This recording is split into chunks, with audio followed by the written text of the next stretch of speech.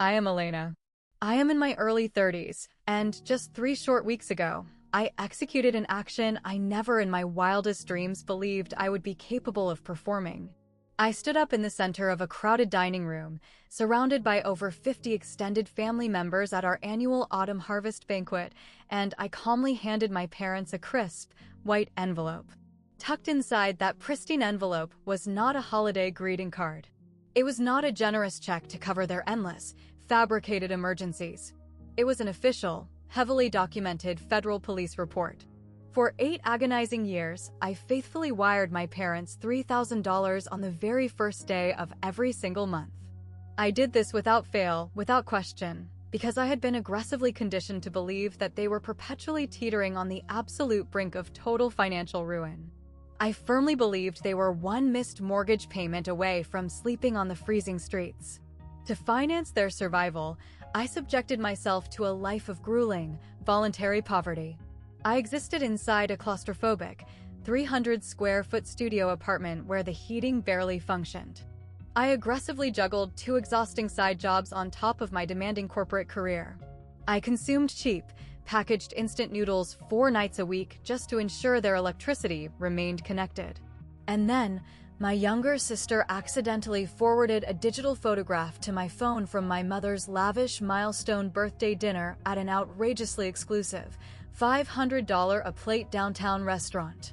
Hidden in the blurred background of that photograph, resting casually on the edge of the white linen tablecloth, was a black leather receipt book. I zoomed in on the image. The embossed name printed on the sliver of the visible credit card did not belong to my mother. It did not belong to my father. It belonged to me. It was a premium credit account I had absolutely never opened. That single photograph led me to uncover nearly $500,000 in fraudulent charges methodically racked up in my name over the course of 8 years. Before I walk you through the meticulous, terrifying sequence of events that followed that discovery, please take a moment to engage with this story, but only if this journey of betrayal and survival resonates deeply within your own soul. And please, drop a comment letting me know exactly what city you are listening from and what time it currently is in your part of the world. I would love to know that I am not entirely alone in this. Now, I need to pull you backward in time. I need to take you back exactly 8 years, to the specific, rainy Tuesday evening when I received the very first phone call that would permanently alter the entire trajectory of my existence. I was 24 years old at the time. I had just been officially promoted to a full-time corporate risk assessor at a prestigious financial firm in a bustling, rain-swept metropolis in the Pacific Northwest. I was finally earning a respectable, living salary. I had secured full medical benefits and my very own quiet cubicle.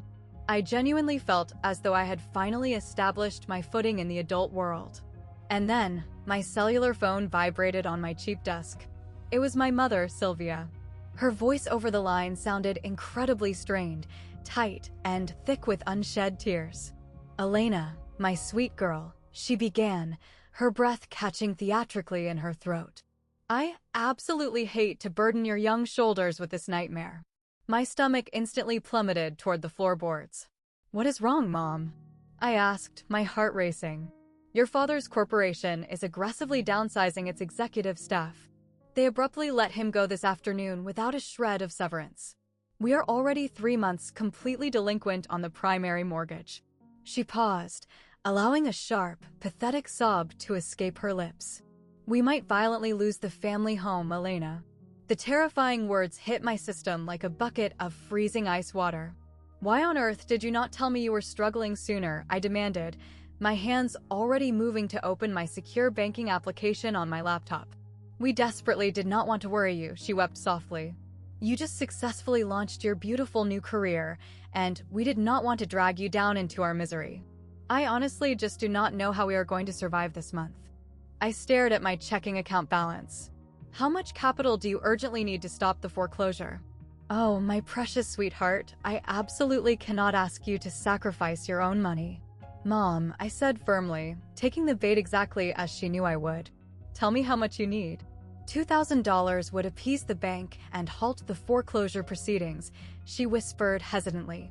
But the municipal utilities are severely overdue, and your father desperately requires his expensive daily medications."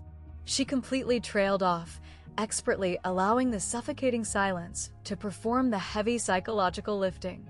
"I can securely wire you $3,000 tonight," I stated without a second thought.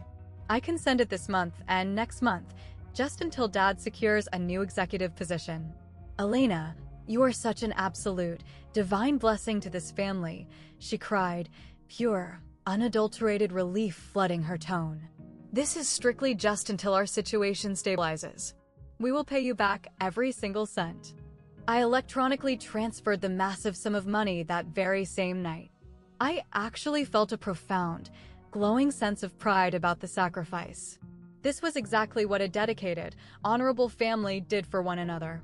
You aggressively showed up when the people you loved desperately needed a lifeline. Growing up in our household, I had spent my entire childhood silently watching my younger sister, Juliet, absorb every ounce of available attention and resources. Juliet was effortlessly charming, incredibly beautiful, and possessed the specific kind of magnetic energy that made everyone desperately want to be in her orbit. I was the quiet, invisible, relentlessly responsible one. I was the child who studied until my eyes bled, secured the academic scholarships, and made aggressively practical, boring choices. My parents endlessly praised Juliet for her vibrant personality.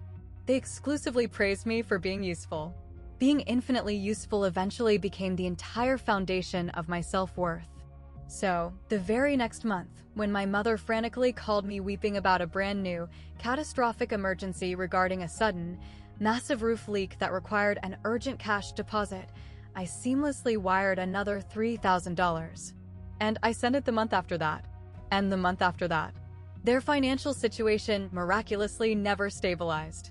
Somehow, every single passing month birthed a fresh, terrifying crisis. A blown vehicle transmission. Urgent, uncovered medical testing. Catastrophic plumbing failures.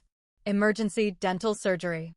I constantly lied to myself, chanting a desperate mantra: "This is only temporary. Family fundamentally takes care of family." They would absolutely do the exact same thing to save me if I were drowning, wouldn't they? 8 years is composed of 2,920 individual days. That equates to 2,920 consecutive decisions to aggressively put someone else's survival above my own. My apartment was a decaying, 300-square-foot box situated in an aging building where the unreliable air conditioning only functioned 3 months out of the year. Every single piece of my mismatched furniture was scavenged from local online classifieds or literally dragged in from the curbside.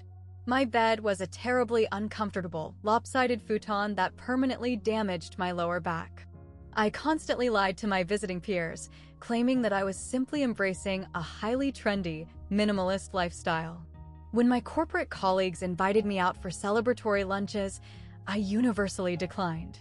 I aggressively meal prepped, I would cheerfully announce, holding up my plastic container filled with cheap, bulk rice and canned black beans. I consumed instant noodles for dinner, plain oatmeal for breakfast, and cheap peanut butter sandwiches when I felt the urge to treat myself. A brilliant colleague of mine named Clara had successfully secured a massive promotion to a senior analytical tier 2 years prior. It was the exact same prestigious position that I had been forced to officially decline, simply because the role required a mandatory geographic relocation to a different state. I absolutely cannot relocate right now, I had apologetically informed my department director. I have a highly sensitive, ongoing family situation tying me here. He had nodded with deep, professional understanding. But he absolutely did not understand. Every single hour of paid vacation time I earned sat entirely untouched in my corporate portal. Dozens of days painfully accumulated, eventually expired, and vanished into the ether. What if they suffer a catastrophic emergency and I am unreachable? I would anxiously rationalize to myself. There was always a catastrophic emergency waiting in the wings. At my annual physical examination, an appointment I had intentionally delayed for over 6 months because I simply could not afford the basic medical copay, my physician looked at my chart and gently asked if I was consuming enough daily calories. My weight had dropped significantly. I forced a light, dismissive laugh. I am just being incredibly cautious with my grocery budget these days. She absolutely did not laugh back. A few months later, a senior colleague of mine named Marcus, who specialized heavily in forensic corporate accounting, casually mentioned by the water cooler that he had spotted my parents dining at the Zenith Room. The Zenith Room was the most obscenely upscale, ultra-luxury dining establishment in the entire downtown district. It was the specific kind of restaurant that utilized crisp white tablecloths, required reservations months in advance, and featured a wine list thicker than a university textbook. It must have been a very rare, special occasion, I reasoned aloud, blindly defending them. They genuinely deserve a nice evening out to celebrate after everything they have endured lately. Marcus had shot me an incredibly odd, searching look, but he politely chose not to push the subject. I was so blindly, aggressively focused on keeping my parents' heads above water that I never once stopped to critically question why they never actually seemed to recover. I never questioned why the emergencies never ceased. Why, after 8 long years and hundreds of thousands of dollars, their standard of living wasn't improving. My corporate peers were purchasing beautiful homes, getting joyously engaged, booking lavish vacations to Europe, and actively building beautiful lives. I was exclusively building my parents' lives. I just did not possess the knowledge yet of exactly whose stolen credit profile I was utilizing to build it for them. My 32nd birthday landed on a rainy, miserable Wednesday. I worked at the corporate office until 7 in the evening, commuted back to my freezing studio, and sat alone on my lopsided futon with my laptop glowing in the darkness. I opened my secure banking application. $3,000. Initiated transfer to Sylvia and Thomas. Confirmed transaction. Completed. I mindlessly opened a photo-sharing social media feed. It was a massive psychological mistake. My colleague Clara had just posted a gallery of stunning photographs showcasing her brand new, sprawling condominium. It featured 2 massive bedrooms, a gorgeous balcony, and that highly trendy exposed brick interior. An old friend from my university days had just announced her engagement, showing off a diamond ring so massive it could have doubled as a reflective mirror. Another coworker had just returned from a luxurious 3-week tour of Asia, posting endless, vibrant photos of ancient temples and incredible cuisine. I tried to remember my last actual vacation, and my mind completely blinked. My last attempt at a romantic date had occurred over 14 months ago. The gentleman had seemed incredibly kind, until the waiter dropped the modest bill and I quietly requested to split the $40 total because my budget was completely tapped out. He had politely paid the entire tab, but his text messages abruptly ceased the very next morning. My various dating applications sat entirely dormant on my phone. What exactly was I supposed to advertise in my personal profile? 32-year-old, exhausted corporate risk assessor seeking a romantic partner who deeply enjoys watching streaming media on a cracked laptop screen and engaging in passionate debates about why purchasing generic, off-brand cereal is a superior financial strategy. My personal retirement account balance was sitting at a pathetic $8,300.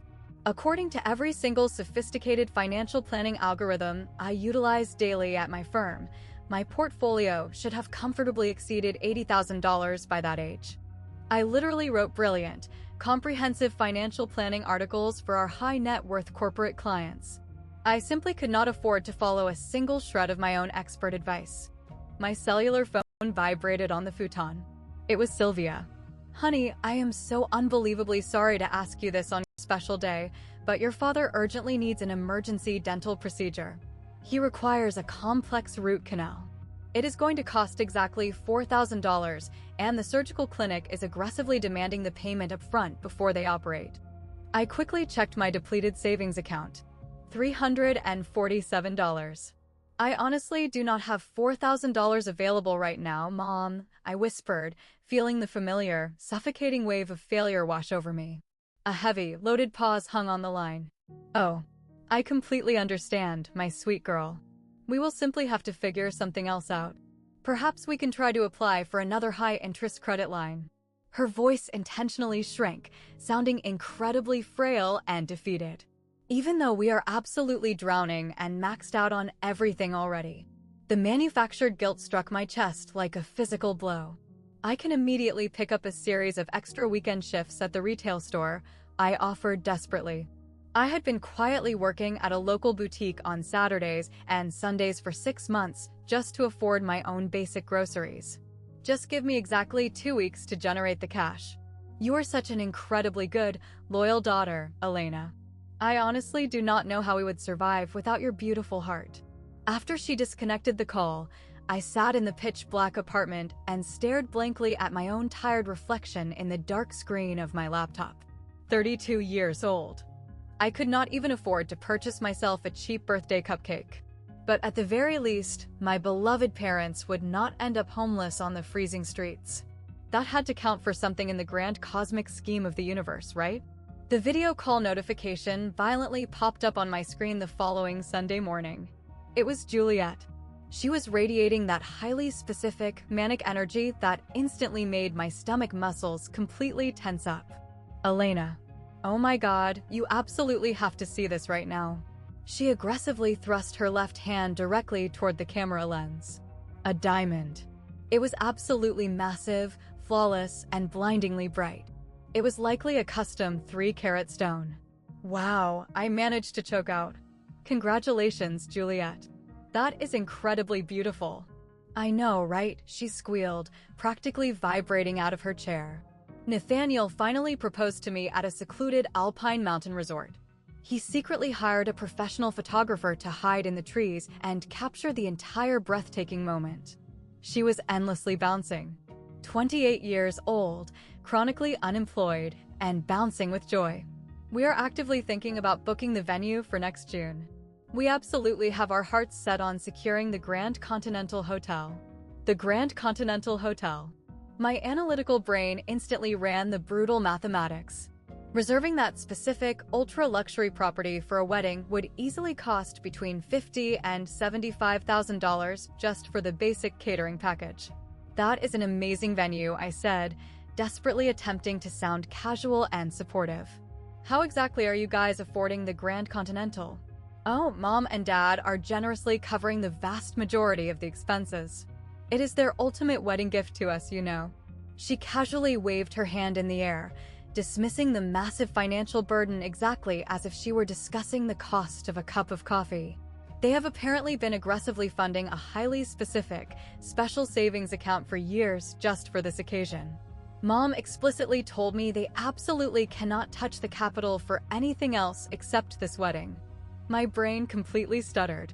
It felt exactly like a record violently skipping. A special savings fund. Saving for years. That is incredibly generous of them, I said, the words tasting like dry ash on my tongue. Totally. Plus, I am officially taking the next few months completely off from looking for work to focus entirely on the planning process. Curating a high-end wedding is basically a demanding, full-time corporate job anyway. She let out a careless, bubbling laugh. Mom graciously suggested I just continue living rent-free in their guest suite to save up my own capital. Let me ensure I had the timeline perfectly straight in my mind. My parents were completely broke. They were perpetually behind on their basic utilities. They could not even afford my father's supposed emergency dental surgery. But they somehow possessed a massive, hidden luxury wedding fund. And my sister Juliet, a 28-year-old woman who had completely dropped out of her university program and chronically avoided steady employment, was living in their sprawling home rent-free while actively planning a $50,000 party. You are currently still employed, right? I asked, my voice tightening. Oh, I completely quit my job at the boutique last month. Nathaniel generates more than enough wealth to comfortably support both of our lifestyles once we are officially married. So, she shrugged her shoulders effortlessly. Why on earth should I stress myself out? The mathematics were absolutely not aligning. The logic was completely fractured. That sounds absolutely perfect for you, I managed to whisper.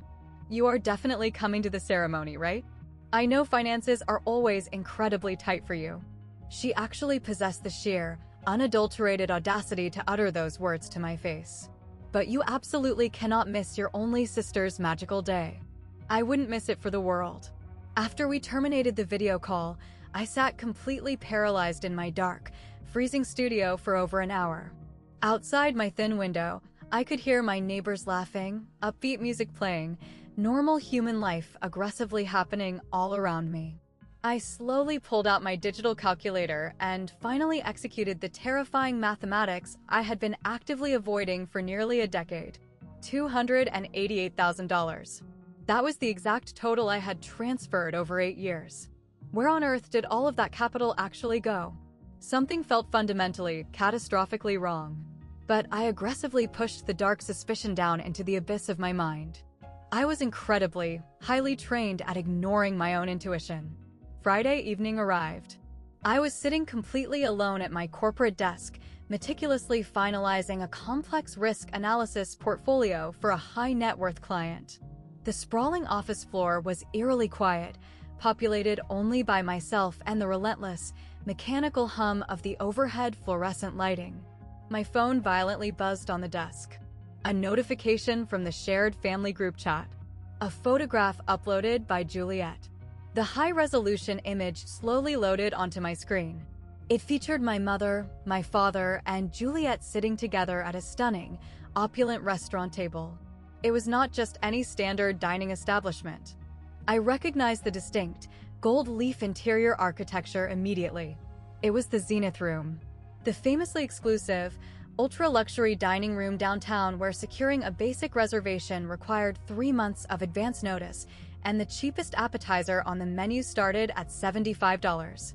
The caption below the image read, "Celebrating Mom's spectacular 60th birthday at the Zenith Room. Absolutely the best, most decadent meal of my entire life."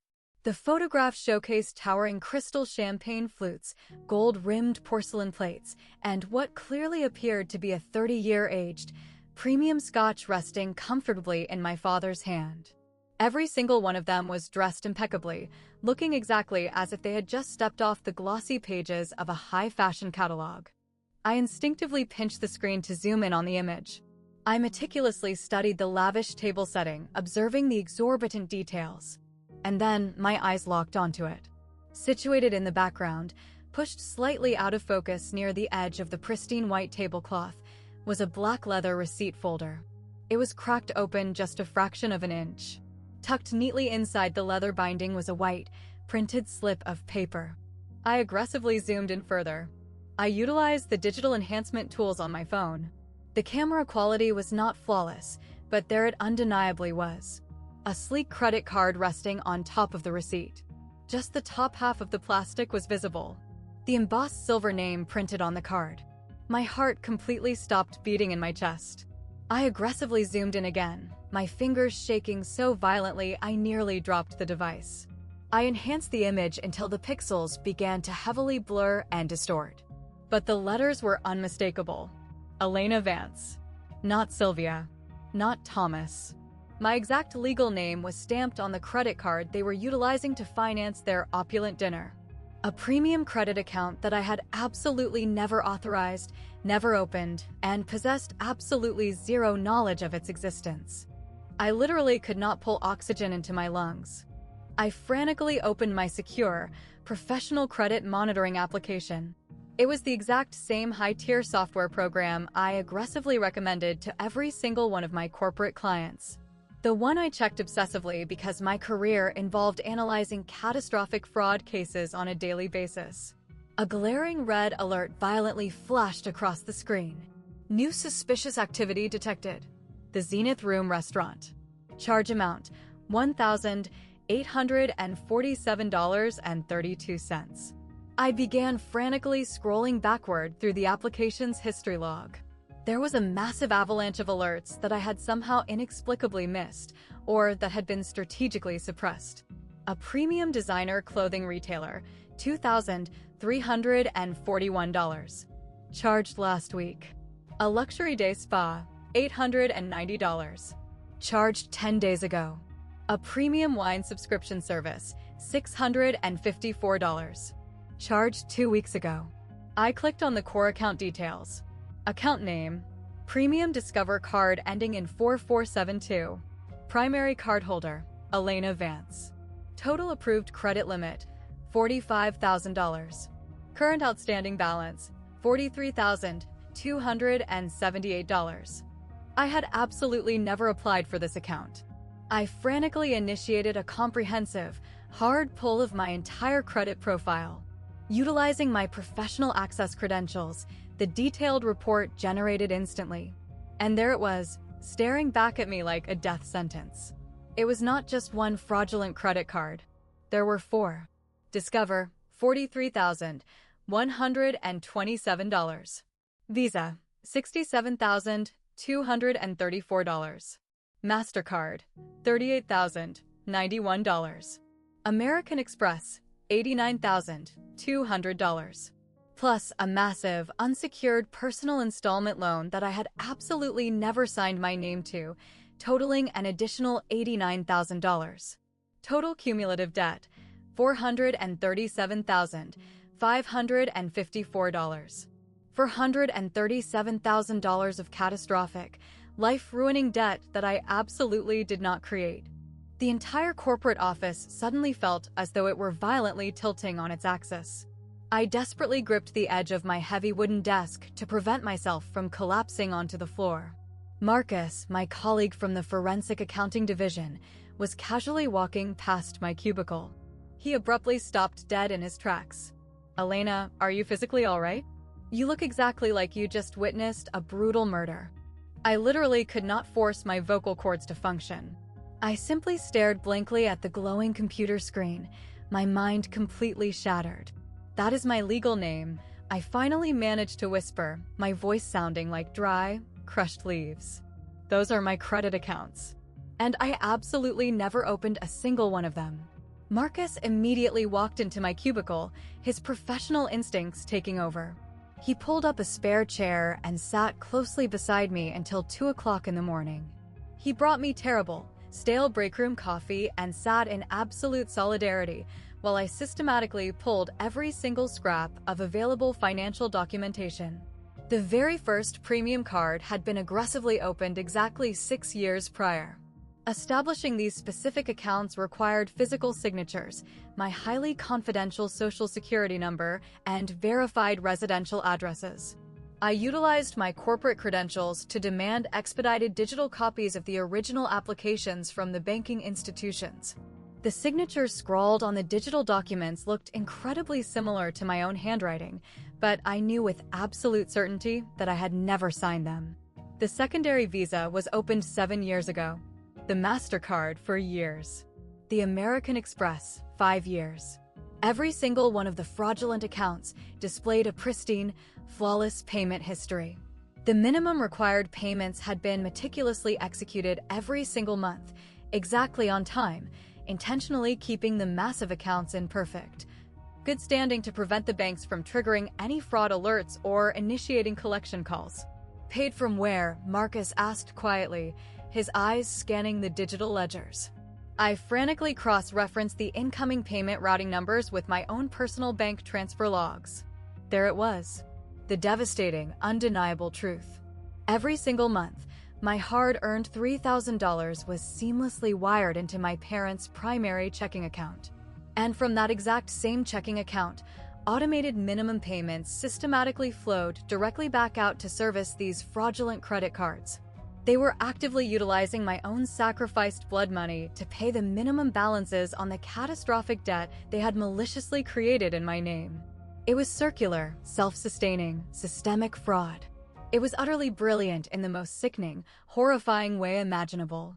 "This has been continuously occurring for over 7 years, Marcus stated, his voice laced with pure professional awe and absolute disgust as he scanned the complex timeline. "This is absolutely not a careless accident, Elena. This is a highly sophisticated, premeditated system." The itemized charges told a vivid, agonizing story. Exorbitant dinners at Michelin-starred restaurants that I could never dream of affording. Massive shopping sprees at luxury department stores. Premium, first-class airline cabins booked for tropical vacations to Hawaii. Stays at 5-star alpine resorts. High-end jewelers. While they lived like royalty, I literally survived on cheap instant noodles. While I sacrificed my weekends to work brutal retail shifts. While I actively rejected career promotions, romantic relationships, and every single opportunity to build a meaningful life because I believed I was the sole barrier preventing my family from descending into homelessness. My personal credit score was sitting at a pathetic 581.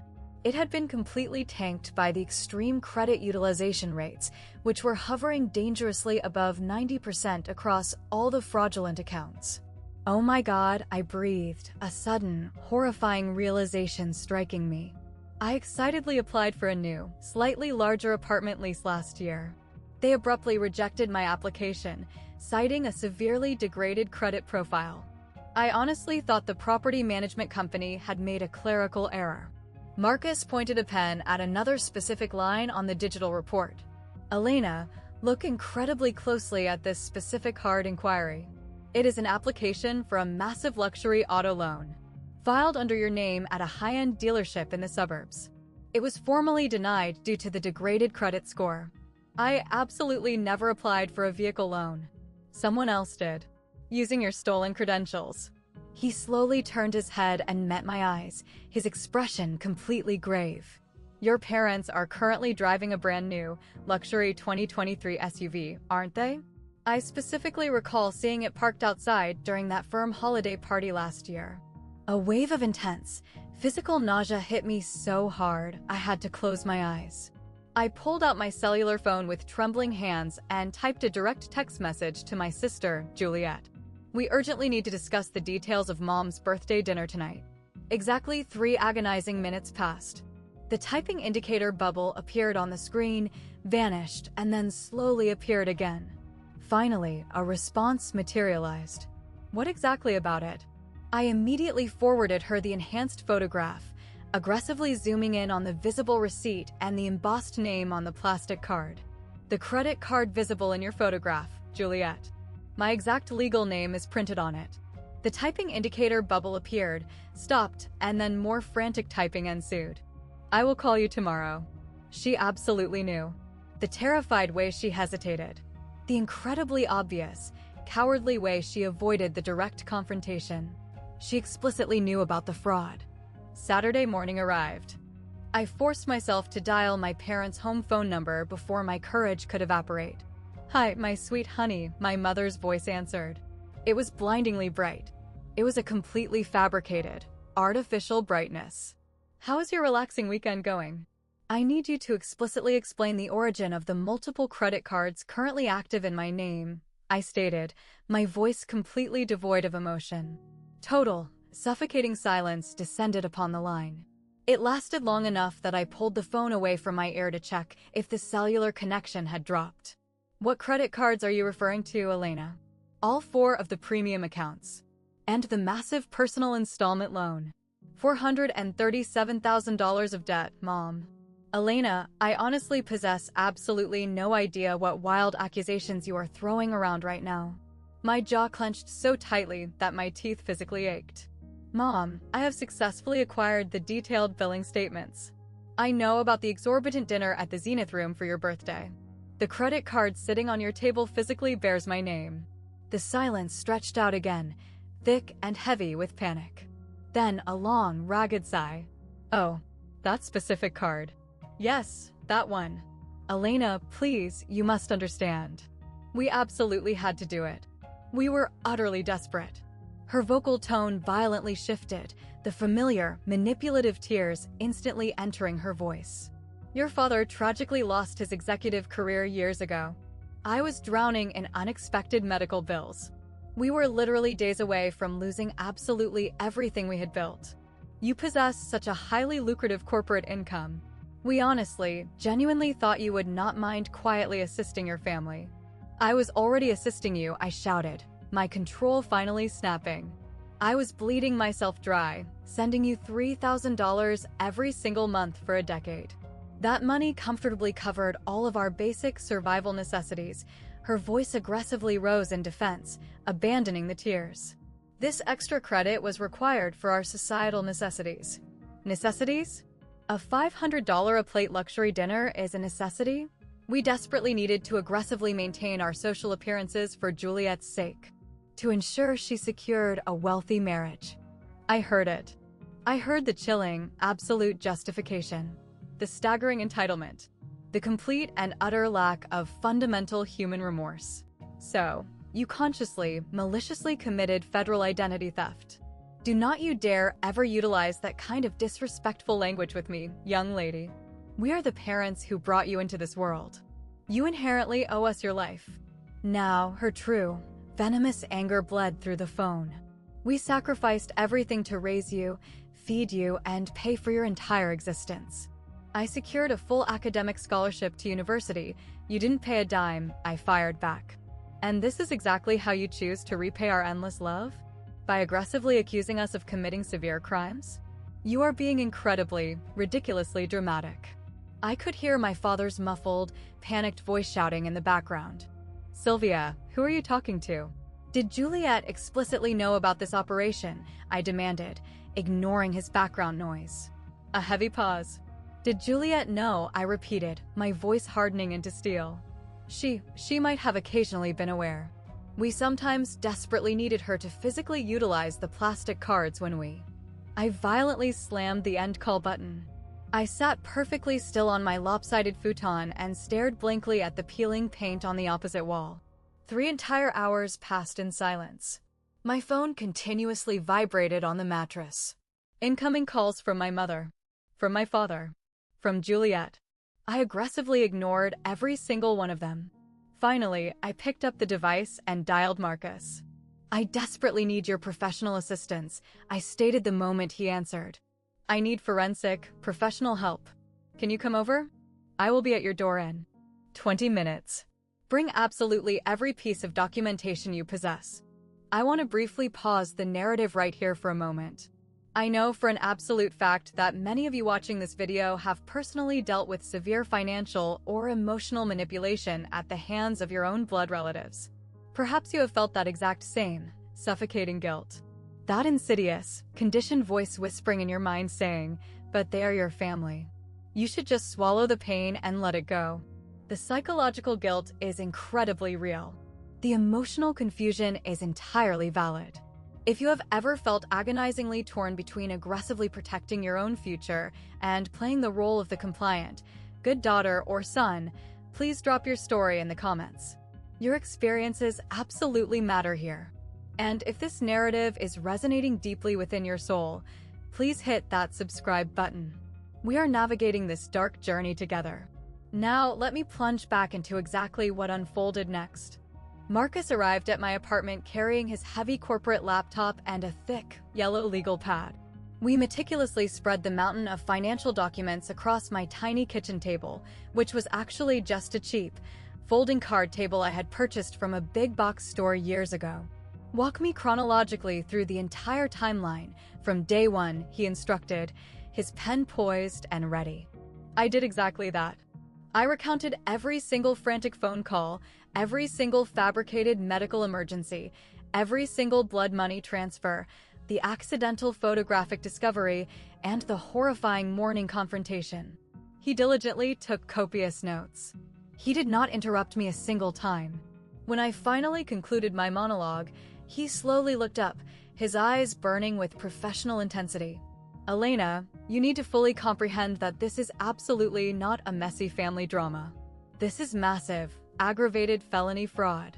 The specific word felt entirely too massive, too severe for my brain to process. They are my parents, Marcus. They are the individuals who biologically created me. They are individuals who maliciously stole nearly $750,000 from your future. He corrected me sharply. He cracked open his laptop and immediately generated a massive, complex tracking spreadsheet. Let us forensically document absolutely everything. For 3 grueling hours, we meticulously constructed an impenetrable evidence file. Column 1 cataloged the exact date of my cash transfer to their accounts.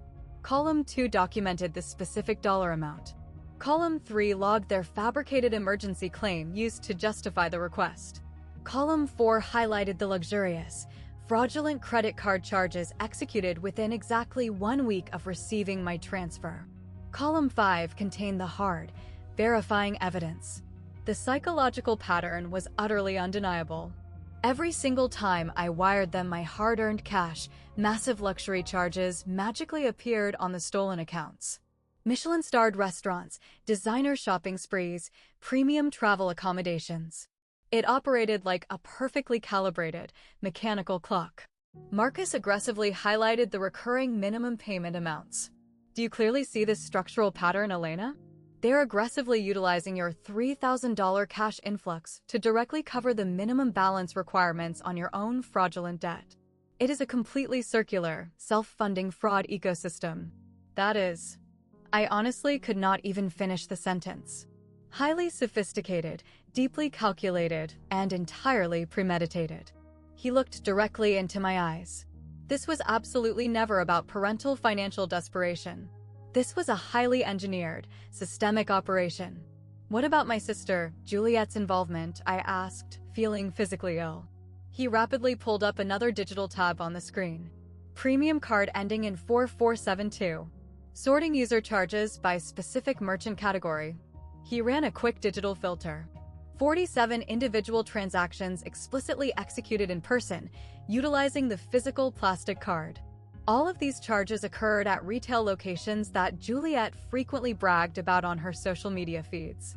High-end cosmetic stores, premium bohemian clothing boutiques, that specific luxury resort in the tropics she posted countless vacation photos from. She personally spent over $38,000 utilizing your stolen credit profile. And she was absolutely aware of the crime. Every single time she physically swiped that plastic card, she looked down and saw your legal name printed on the front. The profound depth of the betrayal cut infinitely deeper than the stolen money. My entire family unit had actively, maliciously conspired together, aggressively utilizing my existence as a host organism to feed upon. You absolutely must file a formal police report immediately, Marcus stated, his voice incredibly gentle but firm. They are my family. They completely destroyed your financial credit, your personal savings, and 8 irreplaceable years of your youth. He paused, letting the heavy reality settle into the room. What exact advice would you give to one of our corporate clients if they presented this exact scenario to you? I met his intense gaze, and I instantly knew the undeniable answer. I would advise them to file federal criminal charges immediately. Over the course of the next 2 agonizing weeks, I psychologically morphed into an individual I entirely did not recognize. I became freezing cold, ruthlessly methodical, and aggressively thorough. I formally requested complete, unredacted credit reports from all 3 major monitoring bureaus. I meticulously documented every single fraudulent account, every single forged application signature, and every single unauthorized credit inquiry. I personally telephoned the fraud division of each credit card corporation. I absolutely did not authorize the opening of this specific account. I am formally initiating aggravated fraud claims.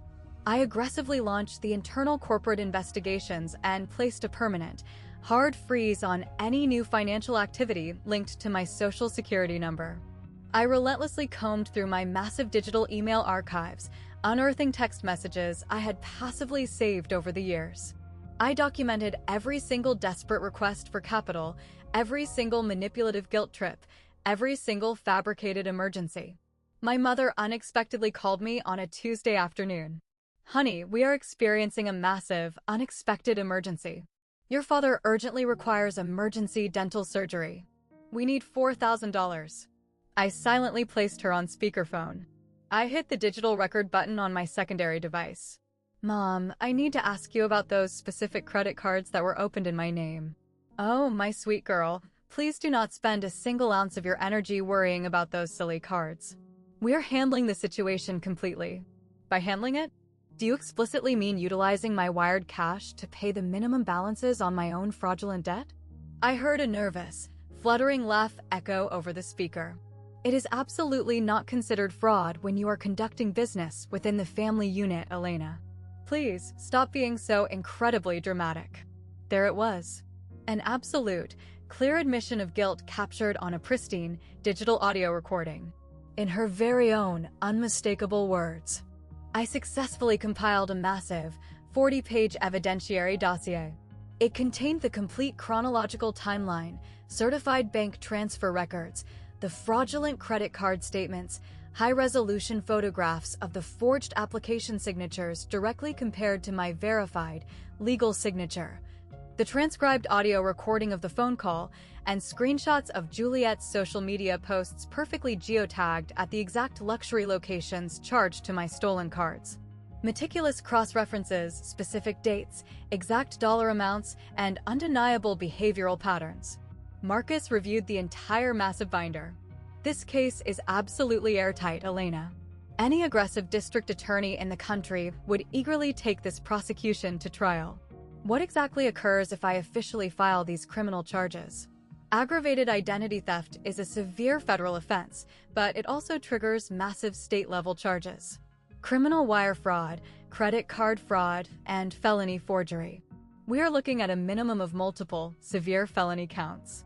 They could face actual state prison time, 3 to 5 years behind bars if convicted, plus mandatory, court-ordered financial restitution. They would be legally forced to liquidate everything to pay you back. I stared blankly at the heavy, compiled document. 40 pages of undeniable truth that possessed the power to completely annihilate my family structure. Or 40 pages of undeniable truth that possessed the power to finally save my life. I urgently require one final piece of the puzzle, I said quietly. What is it? The annual autumn harvest banquet is scheduled in exactly 3 weeks. They are planning to host over 50 extended family members at their house. Marcus's eyes widened in sheer shock. You are seriously planning to? They have aggressively, systematically humiliated me in private for 8 long years. They have branded me as a selfish, ungrateful, difficult daughter to anyone who would listen. I met his shocked gaze with pure ice. It is finally time that every single person in that family learns exactly who the true monsters are. I printed 2 identical, massive copies of the dossier. One was designated for the police department. One was designated for the autumn harvest banquet.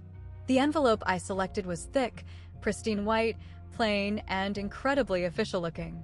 It was absolutely perfect. I drafted a brief text message to Juliet. Let us get coffee tomorrow morning. We urgently need to have a conversation. Tuesday morning at the local coffee franchise. She arrived over 20 minutes late, casually carrying a premium designer handbag. It was a specific luxury model that retailed for exactly $2,400. I had researched that exact bag once when trying to find an anniversary gift for a high-net-worth client that I ultimately could not afford to purchase. So, she began, sliding into the booth, her eyes nervously avoiding direct contact with mine. What is going on? When exactly did you discover the existence of the fraudulent credit cards? She casually stirred her expensive, $12 iced latte. I was drinking a basic, $2 drip coffee. What on earth do you mean, Elena? I possess the comprehensive, itemized charge history. 47 specific, in-person transactions. When exactly did you realize those cards were illegally registered in my name? A long, suffocating pause stretched between us. Mom casually informed me about the arrangement like 3 years ago, maybe 4. And you never once thought to inform me of the crime? Why on earth did you keep it a secret? She offered a careless, dismissive shrug. You were already actively wiring them massive amounts of cash every month. What actual difference did it make in the grand scheme of things? I simply stared at her. I literally stared at her as if she were an alien species. I am currently drowning in over $400,000 of fraudulent debt, Juliet. Look, you earn an incredibly lucrative corporate salary. She waved her manicured hand dismissively in the air. You absolutely do not have any children to support. You do not even have a husband. What else were you possibly going to spend that excess capital on? At least this specific way, the entire family unit actively benefits from your success. The chilling casualness of her statement. The absolute, sociopathic absence of a single ounce of guilt or empathy. I currently live in a decaying, 300-square-foot studio apartment. I survive on instant noodles. I work 2 exhausting side jobs just to survive. That is entirely your own personal lifestyle choice. Mom explicitly assured me they would eventually pay the balances off.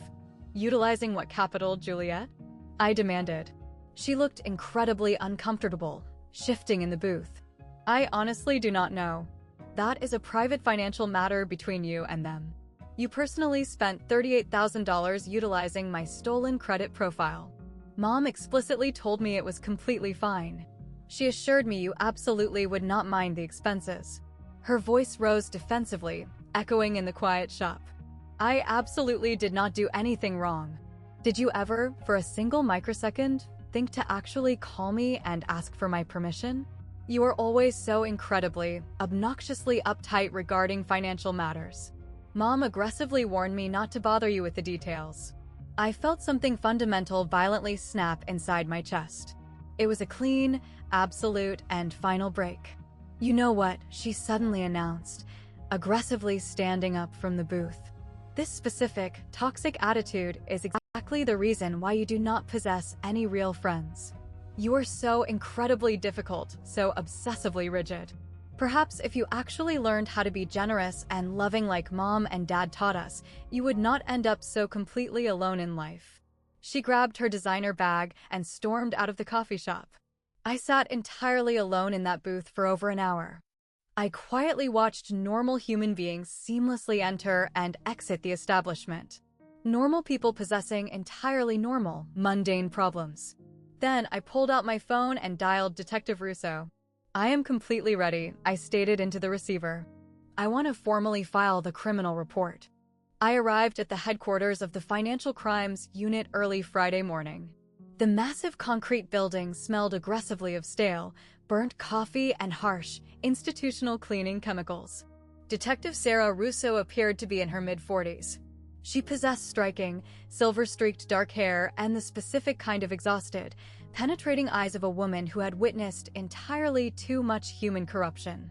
Mr. Marcus highly recommended your organizational skills, she noted, slowly cracking open my massive case file. Let us meticulously examine the evidence you have compiled. I respectfully handed her the thick, 40-page folder. She slowly flipped through the very first page, then the second, then the 10th, then the 20th. This is incredibly, exceptionally thorough, she remarked, finally looking up at me. You clearly execute this type of analysis professionally. I am a senior corporate risk assessor. Well, you would make a highly effective criminal investigator, she noted dryly, returning to the documents. Aggravated identity theft, felony wire fraud, massive credit card fraud spanning multiple high-tier accounts. Your biological parents aggressively forged your legal signature on the federal applications. I wordlessly slid the comparative signature analysis documents across her desk. My verified, legal signature placed directly adjacent to the crude, forged versions. And your younger sister actively, knowingly utilized the fraudulent accounts. 47 individual times, totaling $38,000. She explicitly admitted to me that she was fully aware whose legal name was embossed on the plastic cards. Detective Russo leaned back heavily in her worn office chair. Typically, in these complex family fraud scenarios, the victims ultimately lose their nerve and refuse to aggressively press criminal charges. Are you absolutely, undeniably certain you want to proceed? I am absolutely certain. The moment I file this paperwork, this becomes an unsealed public record. There will be highly public arraignments, brutal court dates. Your immediate family members will face severe, multiple felony counts. I completely understand the magnitude. Your parents could realistically face 3 to 5 years inside a state penitentiary if successfully convicted by a jury, plus a mandatory, court-ordered financial restitution judgment. She studied my facial expression intensely. This action will permanently, violently alter the trajectory of your entire life. They already permanently altered the trajectory of my life. They systematically destroyed my pristine credit rating, my life savings, and 8 irreplaceable years of my youth. My vocal tone remained completely, terrifyingly steady. I am simply making their destruction an official, legal reality. She slowly nodded her head, a flicker of genuine professional respect illuminating her exhausted eyes. All right then. I will immediately initiate the formal warrant authorization process. Given the staggering magnitude and clarity of this specific fraud, the district attorney's office will absolutely choose to aggressively prosecute. They are highly likely looking at a 3 to 5 year sentence if convicted, alongside an aggressive restitution order demanding the repayment of the full amount. What is the realistic timeline for this process? I asked. The initial internal investigation generally requires a few weeks. Securing the formal arrest warrants might take up to a month. She paused, tilting her head slightly. Why exactly are you inquiring about the timeline? The annual autumn harvest banquet is scheduled in exactly 12 days. They are aggressively planning to host over 50 extended family members. Profound understanding slowly dawned across her face. And you desperately want certified copies of the official police report, the charging documents, and the specific case numbers? She actually offered a tiny, grim smile. You are planning to publicly execute them. Everyone in their social circle is going to know the absolute truth. Detective Russo efficiently printed the official, stamped documents, and securely sealed them inside a crisp, white envelope. Official. Final. Devastating. Here is your documentation. Official case number 2024 FC 8847. Formal criminal charges pending against Sylvia Marie Vance, Thomas James Vance, and Juliet Nicole Vance. It bears the official municipal seal. I carefully accepted the envelope, physically feeling the massive weight of its contents. The vast majority of victims in your specific situation desperately want to bury this kind of humiliation, Detective Russo noted quietly. They successfully hid their horrific crimes in the shadows for 8 long years. I am completely finished hiding their monsters. The Tuesday evening immediately preceding the massive autumn harvest banquet, my phone vibrated. A text message from Sylvia. Elena, you are absolutely still attending the gathering on Thursday, correct? 2 o'clock sharp. Please bring a dessert platter if you have the time. Aunt Beatrice will be attending. Uncle Arthur is flying in. Absolutely everyone will be present. Translation: ensure you behave yourself perfectly. Do not dare embarrass us in front of the extended family. Maintain the flawless, artificial appearances at all costs. I typed a response, rapidly deleted it, and carefully typed again. I will absolutely be there. I am planning to bring something incredibly special to share. Sylvia's reply was instantaneous. Wonderful news. Please ensure you wear something highly presentable. We are planning to orchestrate a massive, professional family photograph this year. A family photograph. The sheer, unadulterated audacity of the request actually caused me to let out a dark, bitter laugh that echoed in my empty apartment. Marcus found me sitting quietly at my desk on Wednesday morning. Are you genuinely going to execute this explosive plan? They have spent 8 entire years actively, maliciously making me feel incredibly small, inherently selfish, and profoundly ungrateful. I slowly looked up to meet his gaze. It is finally time that everyone in that family realizes exactly who I truly am. And who exactly is that? I am a woman who meticulously keeps the receipts. The battle plan rapidly solidified in my mind. It was crystal clear. It was entirely undeniable. I would arrive exactly on time. I would be impeccably polite. I would seamlessly blend into the background. I would patiently wait until long after the massive dinner concluded, during the dessert course when everyone was fully gathered, relaxed, and comfortable. I would wait for the precise moment when my mother would inevitably, predictably make some passive-aggressive, snide comment regarding my pathetic lack of financial contribution or complain about Juliet's exorbitant wedding costs. Then, I would calmly stand up, retrieve the white envelope, and allow the absolute, unvarnished truth to violently unfold in front of every single human being who had ever blindly swallowed their toxic lies about me. I went shopping that evening and purchased exactly 1 new outfit. It was the very first piece of brand new clothing I had purchased in over 2 years. It was absolutely nothing extravagant, a simple $40 tailored dress from a basic big box store, but it was impeccably clean, highly professional, and perfectly put together. I printed a secondary, complete set of the core evidentiary documents. I meticulously highlighted the most devastating, key sections, the official case number, the pending felony charges, and the irrefutable evidence summary. Wednesday night, sleep completely evaded me. I endlessly rehearsed the upcoming confrontation in my mind. Maintain absolute calm. Maintain total professional detachment. Present strictly the verifiable facts. Display absolutely zero emotion. That is exactly how you win the war. At 3 o'clock in the morning, I finally abandoned the attempt to sleep. I brewed a pot of cheap coffee and obsessively reviewed the dossier one final time. A dark memory from the previous year's banquet violently flashed into my mind. My mother had loudly announced to the entire crowded dining table, Elena unfortunately could not afford to financially contribute to the dinner costs this year. Times are incredibly tough for her right now. I had actually offered to contribute. She had explicitly told me it was completely unnecessary, and then maliciously utilized the opportunity to publicly humiliate me. This upcoming banquet was going to be radically, explosively different. I securely packed the white envelope inside my purse. I placed the massive, secondary backup folder securely in the trunk of my vehicle. Thursday morning, I stared deeply into my own eyes in the bathroom mirror. It was the exact same physical face, but an entirely different, resurrected person was staring back. "Let us go finish this," I whispered to my reflection. At exactly 2 o'clock, I parked my vehicle outside their sprawling residence. It was a massive, pristine, 4-bedroom colonial estate. It featured meticulously maintained architecture, fresh exterior paint, and professionally manicured landscaping.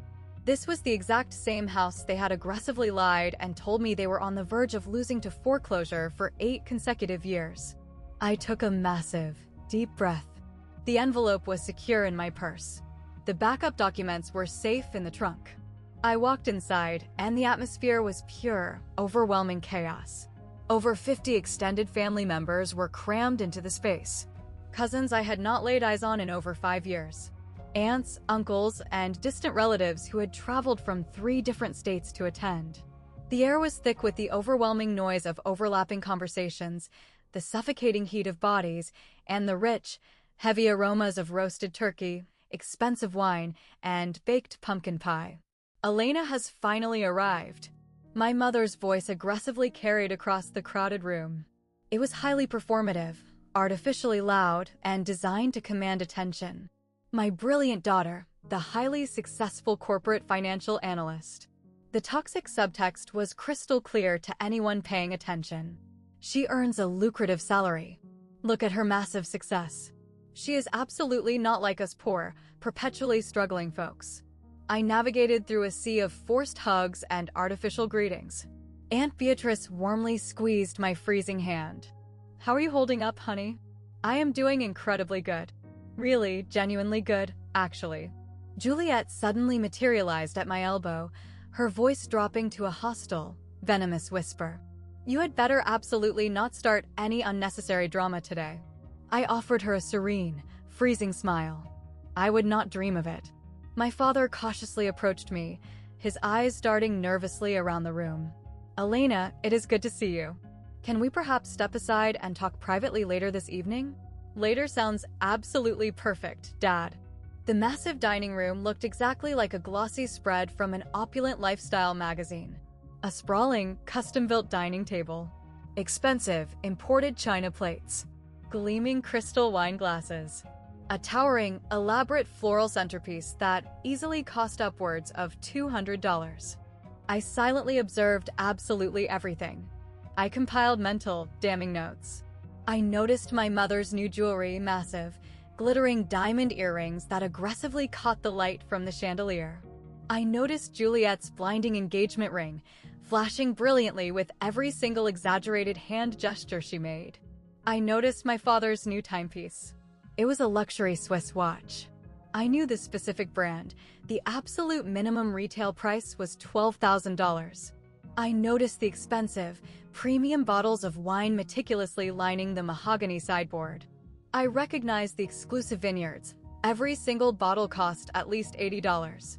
I noticed the multiple, massive, professionally arranged floral displays scattered throughout the house. This was the opulent, luxurious lifestyle they had aggressively built entirely upon my stolen wealth and my ruined credit profile. Uncle Arthur, a retired, highly respected corporate attorney, was speaking loudly and jovially from the head of the table. "Thomas, Sylvia, you two really completely outdid yourselves this year. This spectacular spread must have cost you an absolute fortune to orchestrate. My father offered a modest, deeply artificial, self-deprecating laugh. We simply do what we can to survive.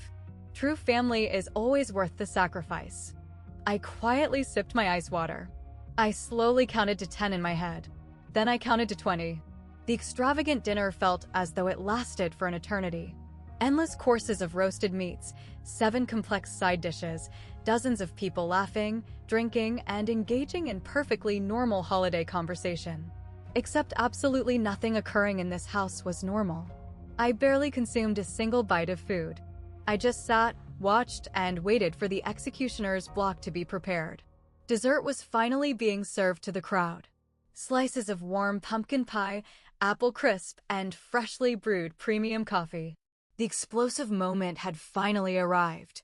My mother dramatically stood up from her chair at the head of the table. She gently tapped her silver spoon against her crystal wine glass. The sharp, delicate chiming sound instantly quieted the massive room. "Before we finish our beautiful evening, I deeply want to say a few words," she announced, deploying her perfectly practiced, beatific smile. "I am so incredibly, profoundly grateful that we could all gather together safely under one roof. Family is absolutely everything in this world. We have navigated through some incredibly tough, dark financial times, but we fiercely support each other." She slowly turned her head and looked directly, pointedly at me. It was a highly deliberate, calculated gaze. Some members of this family choose to give significantly more than others. Some members truly understand the profound meaning of sacrifice. Another lingering, toxic look directed at me. "Your father and I have always desperately tried to teach our girls to be incredibly generous, to always prioritize the family unit above all else." Juliet smugly smirked into her expensive coffee cup. Unfortunately, not everyone successfully absorbed that vital life lesson. My mother's voice suddenly took on a sharp, jagged edge. "Elena, honey, we desperately needed to have a serious discussion regarding your lack of financial contribution to Juliet's wedding costs. We are currently stretched incredibly thin trying to provide for her." I slowly, deliberately stood up from my chair. The entire sprawling room instantly froze. 50 pairs of curious, expectant eyes simultaneously turned to focus on me. "Actually, Mom, I firmly believe we should discuss our family finances right here, right now." The color instantly drained from my mother's face, leaving her looking sickly pale. "Elena, this is absolutely not the appropriate time for this discussion." "No," I countered, my voice echoing with terrifying, absolute calm. "I strongly believe this is exactly the perfect time. You just proudly declared to this room that family should be inherently generous, that we must fiercely support each other. I have flawlessly executed that exact philosophy for 8 entire years." I slowly unzipped my purse and pulled out the crisp, white envelope. Thomas aggressively stood up, his chair scraping loudly against the floorboards. "Elena, sit back down immediately." I completely ignored his command. I turned to address the massive, silent room. "I have systematically transferred my parents $3,000 in cash every single month for 8 consecutive years. That equates to exactly $288,000 in total capital. I surrendered my lifeblood because they constantly, tearfully assured me they were violently struggling, that they were weeks away from losing this massive house to foreclosure, and that they could not afford basic utility bills." The assembled relatives began to physically shift in their seats, looking incredibly uncomfortable and deeply confused. "We genuinely were struggling financially," my mother attempted to interject, her voice shaking. "You hosted a lavish birthday dinner at the Zenith Room exactly 2 weeks ago. The average cost is $500 per plate." I calmly retrieved my cellular phone from my pocket and held up the glowing, enhanced digital photograph. Do you all know exactly how I discovered this? Total, suffocating silence gripped the room.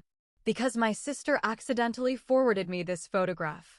And resting in the background, clearly visible on the table, is a leather receipt folder containing a premium credit card.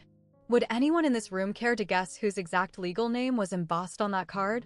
I let the terrifying question hang suspended in the freezing air. It was mine.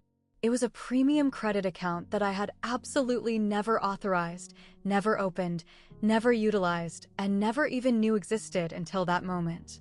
Violent, shocked gasps rippled through the massive dining room. My mother's face was now the color of stark white chalk. Elena, you are aggressively taking this entire situation completely out of context. You are acting unhinged. Am I taking it out of context? Let me provide this entire room with the exact context. I pulled the massive stack of printed credit card statements from the envelope and held them high above my head for all to see.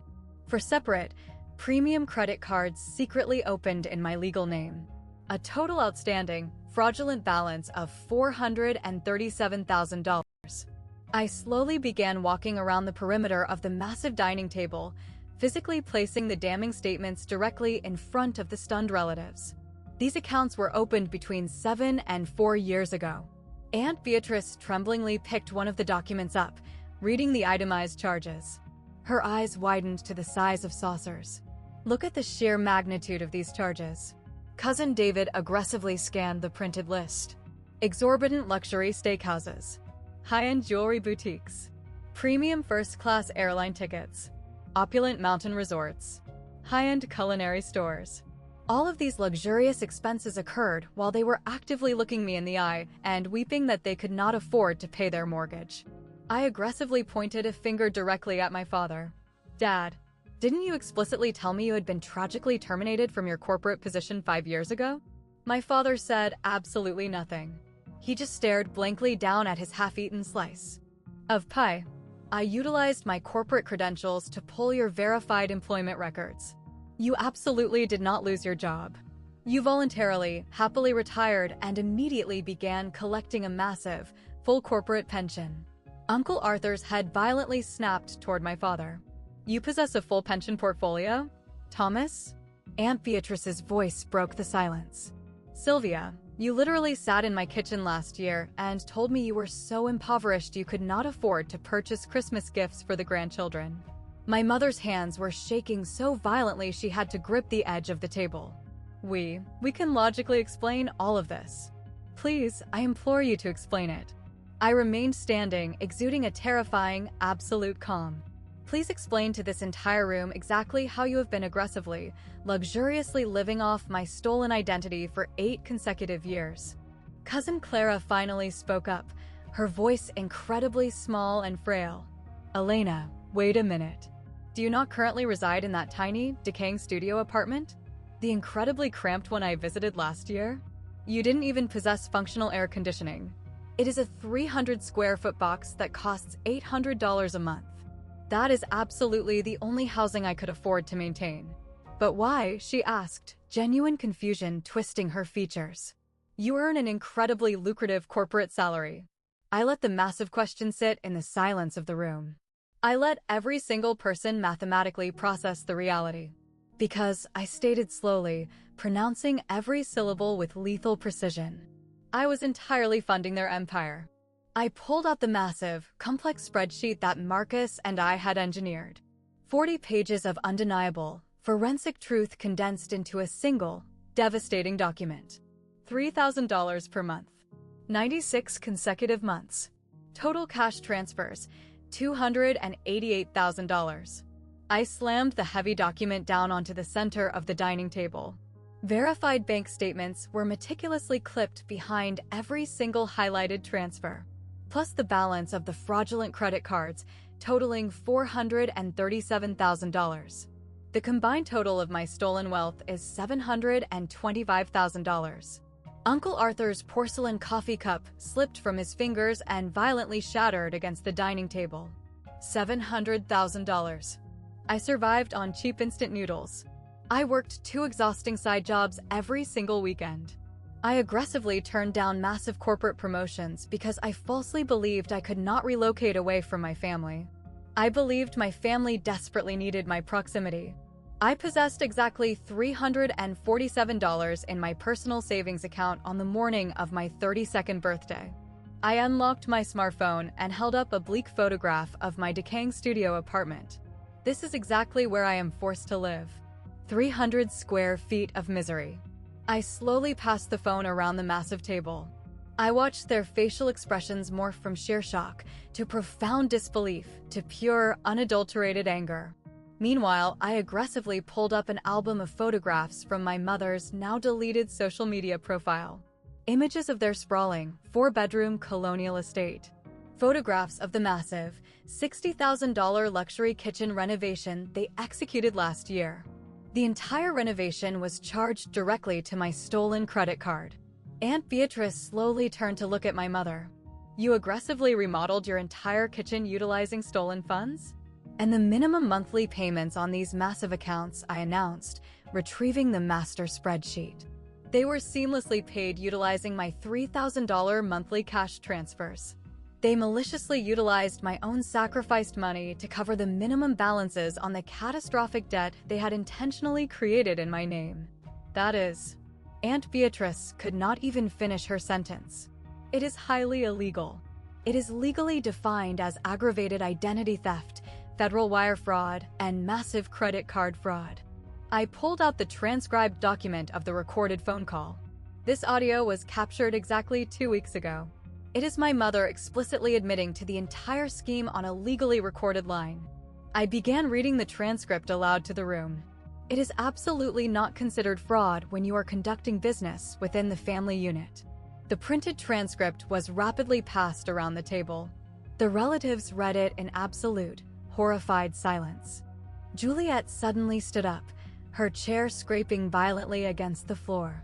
"Okay, everyone in this room needs to instantly calm down and stop overreacting." I slowly turned my body to face her. 47 individual, in-person transactions, totaling $38,000. You explicitly knew those premium cards were registered in my name.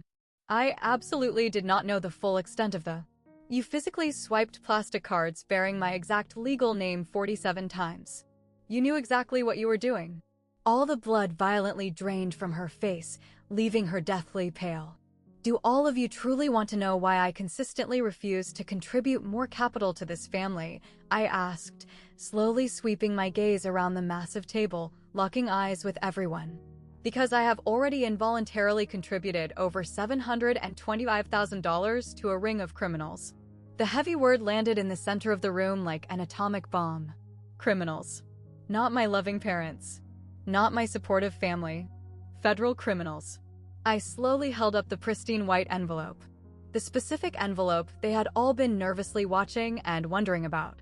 Last week, I walked directly into the headquarters of the Financial Crimes Unit. Absolute, suffocating silence gripped the room. Even the small children had completely stopped murmuring. I formally filed a massive, heavily documented criminal report.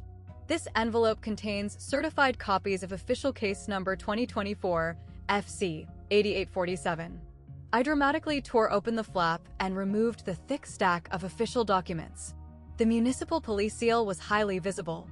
Formal felony charges have been officially filed against Sylvia Marie Vance, Thomas James Vance, and Juliet Nicole Vance.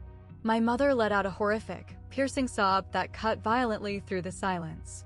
"You actually called the armed police on your own biological parents?" I met her terrified eyes with an expression of pure, unyielding ice. "You maliciously committed multiple federal felonies against your own biological daughter." "Elena, please, I am begging you. We can sit down and work this out privately." My father stood up, his hands shaking in absolute desperation. I desperately tried to work it out privately. "You aggressively branded me as selfish, ungrateful, and difficult to anyone who would listen." I handed the very first page of the police report directly to Uncle Arthur. Count 1, felony aggravated identity theft.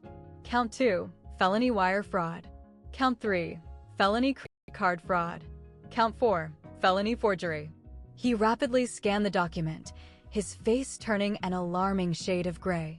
"These documents are absolutely real. They bear the official municipal seal. They possess the authorized signature of Detective Russo. Active arrest warrants are currently being processed by the district attorney. The initial arraignments will likely occur within the next 30 days. I intentionally maintained my vocal tone at a terrifyingly level, professional pitch. Detective Russo realistically estimates a minimum of 3 to 5 years inside a state penitentiary if successfully convicted by a jury, plus a mandatory court-ordered financial restitution judgment totaling the full $725,000. The entire dining room instantly erupted into sheer chaos. Over 50 relatives simultaneously began shouting over one another. Frantic questions, aggressive accusations, sheer, unadulterated shock. Juliet let out a blood-curdling scream. "You are actively trying to send Mom and Dad to a federal prison." "No," I replied smoothly. "They intentionally sent themselves to prison the exact moment they decided to steal my identity." I turned my focus back to her. "You are actively facing severe criminal charges as well, Juliet. Accessory to massive fraud." I absolutely didn't do a single thing wrong. I calmly held up her itemized charge history. A premium designer handbag for $2,400. A luxury resort vacation for $8,700. An opulent spa weekend for $3,200. All executed utilizing my stolen credit card. All bearing your forged signature. You are completely, legally complicit in this operation. This is absolute insanity. She frantically grabbed her expensive purse from the chair. Uncle Arthur immediately stepped sideways, physically blocking her path to the front door. "You are actively facing severe criminal charges, Juliet. Fleeing this house is absolutely not going to help your legal defense." I looked directly at my parents. I truly, deeply looked at them as their entire curated universe collapsed into ash.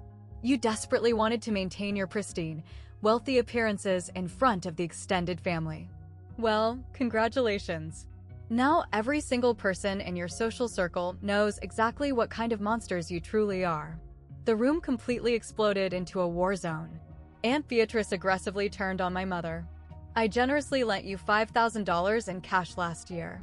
You explicitly swore to me it was for a life-threatening medical emergency." Uncle Arthur turned his wrath upon my father. "You actually had the absolute audacity to ask me to co-sign a massive loan for you last month. Thank God I possessed the instinct to refuse." Cousin David shouted across the table. "We spent an entire weekend helping you move furniture. You paid the professional movers $3,000 in cash. Was that capital stolen from Elena's credit cards too?" My mother collapsed into her chair, sobbing loudly and performatively. "This is all a massive, terrible misunderstanding." "There is absolutely zero misunderstanding," Uncle Arthur roared, holding the certified police report high in the air. "This document is highly official. It is signed by a federal detective. Formal case numbers have been generated. Court dates are actively pending." People instantly began frantically gathering their belongings. Heavy winter coats, purses, terrified children. Some relatives stopped to aggressively hug me before fleeing. "I am so incredibly sorry, Elena. We honestly possessed absolutely no idea this was happening to you. You are incredibly, terrifyingly brave for doing this." Other relatives practically sprinted out the front door in absolute silence. They did not want to pick a side in the war. They desperately wanted to avoid being dragged into the collateral damage. Aunt Beatrice forcefully grabbed both of my hands. "Honey, why on earth didn't you tell us about the financial strain years ago?" I genuinely believed I was acting honorably by helping my struggling family. I absolutely did not realize I was systematically funding a ring of criminals. She pulled me into a fierce, crushing hug. "You are absolutely still considered family to us. They are permanently dead to me." Cousin Clara was openly weeping near the doorway. "Elena, you violently surrendered everything you had to save them. And they rewarded me with $500,000 of fraudulent debt and endless public humiliation." Within 20 chaotic minutes, more than half of the massive house was completely empty. My mother stood completely alone in the center of the devastated dining room, her expensive mascara running in thick black rivers down her cheeks. "Everyone is fleeing the house. You have completely ruined the holiday. You have permanently ruined this entire family." I slowly collected my scattered documents and slid them securely back into the pristine white envelope. "No, Mom. You actively accomplished that destruction 8 years ago, the very first time you forged my legal signature on a federal banking document." My father cautiously approached me, his voice reduced to a pathetic, pleading whisper. "Elena, if you simply agree to drop these ridiculous charges, we promise to pay you back every single cent. We can arrange monthly installment payments. We will figure a way out of this nightmare. You possessed 8 entire years to figure a way out. You aggressively chose to commit felony fraud instead. I turned and confidently walked toward the front door. I paused on the threshold, turning back one final time to survey the utter wreckage of their lives. Detective Russo will be in direct contact with you very soon. I strongly advise you to secure a competent defense attorney. A real, ruthless one, not a cheap family friend. I walked out into the freezing evening air, got into my reliable vehicle, sat in the driver's seat, and felt an emotion I had not experienced in 8 grueling years. I felt incredibly, undeniably light. The very next Monday following the disastrous banquet, my cellular phone rang. It was Detective Russo. I heard through the grapevine that your holiday gathering got incredibly interesting. Word travels incredibly fast in this precinct. Your Aunt Beatrice actually called my direct line this morning. She is officially filing her own secondary fraud report regarding an unrepaid $5,000 loan. I heard papers aggressively shuffling in the background. Your Uncle Arthur also forwarded the comprehensive documentation regarding the fraudulent cosign request. We are rapidly building a significantly stronger, multi-victim case against them. What exactly happens next in the legal process? I asked, staring out the window. A grand jury indictment is highly likely by the end of this week. The initial arraignment is officially scheduled for the 12th of December. Your parents will desperately need to secure legal counsel. They aggressively called my phone 47 times over the weekend. Do absolutely not answer their calls. Any future communication must be routed strictly through your retained attorneys now. You have successfully hired civil representation, correct? I am meeting with her tomorrow morning. A ruthless civil litigator to aggressively pursue the financial restitution. Completely separate from your criminal investigation. That is a highly intelligent strategic move, Russo noted. A brief pause. Elena, I should probably inform you that the federal banking institutions have officially frozen every single account associated with the fraudulent credit cards. They absolutely cannot execute any new charges. How exactly are they reacting to the lockdown? Your father desperately attempted to withdraw $50,000 in cash from a secondary savings account yesterday afternoon. The transaction was instantly flagged for fraud investigation. Both of their primary accounts are now completely frozen pending a comprehensive federal review. A small, dark wave of absolute satisfaction washed over me. And Juliet? She frantically hired a defense attorney who is aggressively attempting to claim she possessed absolutely no knowledge that the credit cards were fraudulent. Russo's tone was incredibly dry and sarcastic. The itemized charge history undeniably proves otherwise.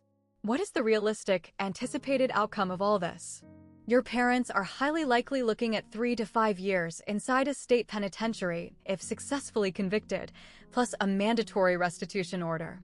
Juliet is realistically facing 18 months to 2 years, plus her specific portion of the financial restitution. But honestly, presiding judges absolutely despise intrafamily fraud cases.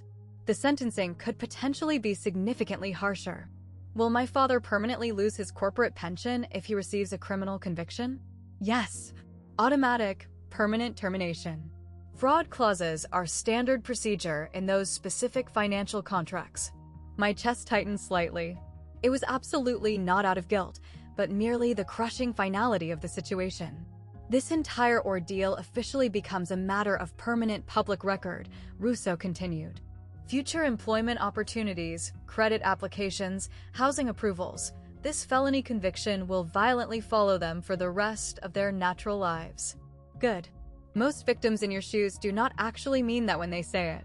Most victims did not violently lose 8 entire years of their youth and $700,000 to their own bloodline. She remained quiet for a long moment. You executed the absolute right decision, Elena. It was an incredibly hard decision, but it was undeniably the right one. It doesn't quite feel completely good yet. It absolutely will eventually. After we disconnected the call, I sat quietly at my corporate desk and stared blankly at complex financial spreadsheets that usually made perfect logical sense to my brain. Marcus unexpectedly appeared beside my cubicle carrying 2 cups of premium coffee. Are you holding up okay? Please ask me. That exact same question in about a year. Evelyn Thorne's prestigious law office was situated in the heart of the downtown financial district. It was an intimidating fortress composed of towering glass, polished steel, and the highly specific, aggressive atmosphere of a firm that bills its clients by the quarter hour. Evelyn appeared to be in her mid-50s. She wore a razor-sharp, tailored suit and possessed even sharper, calculating eyes. She silently slid my massive stack of compiled documents across her massive mahogany desk after reading them for 30 minutes. This is incredibly meticulous, flawless work. The trained financial analyst background clearly shows. She began aggressively making notes on a legal pad. The state's criminal case will proceed on an entirely separate, parallel track.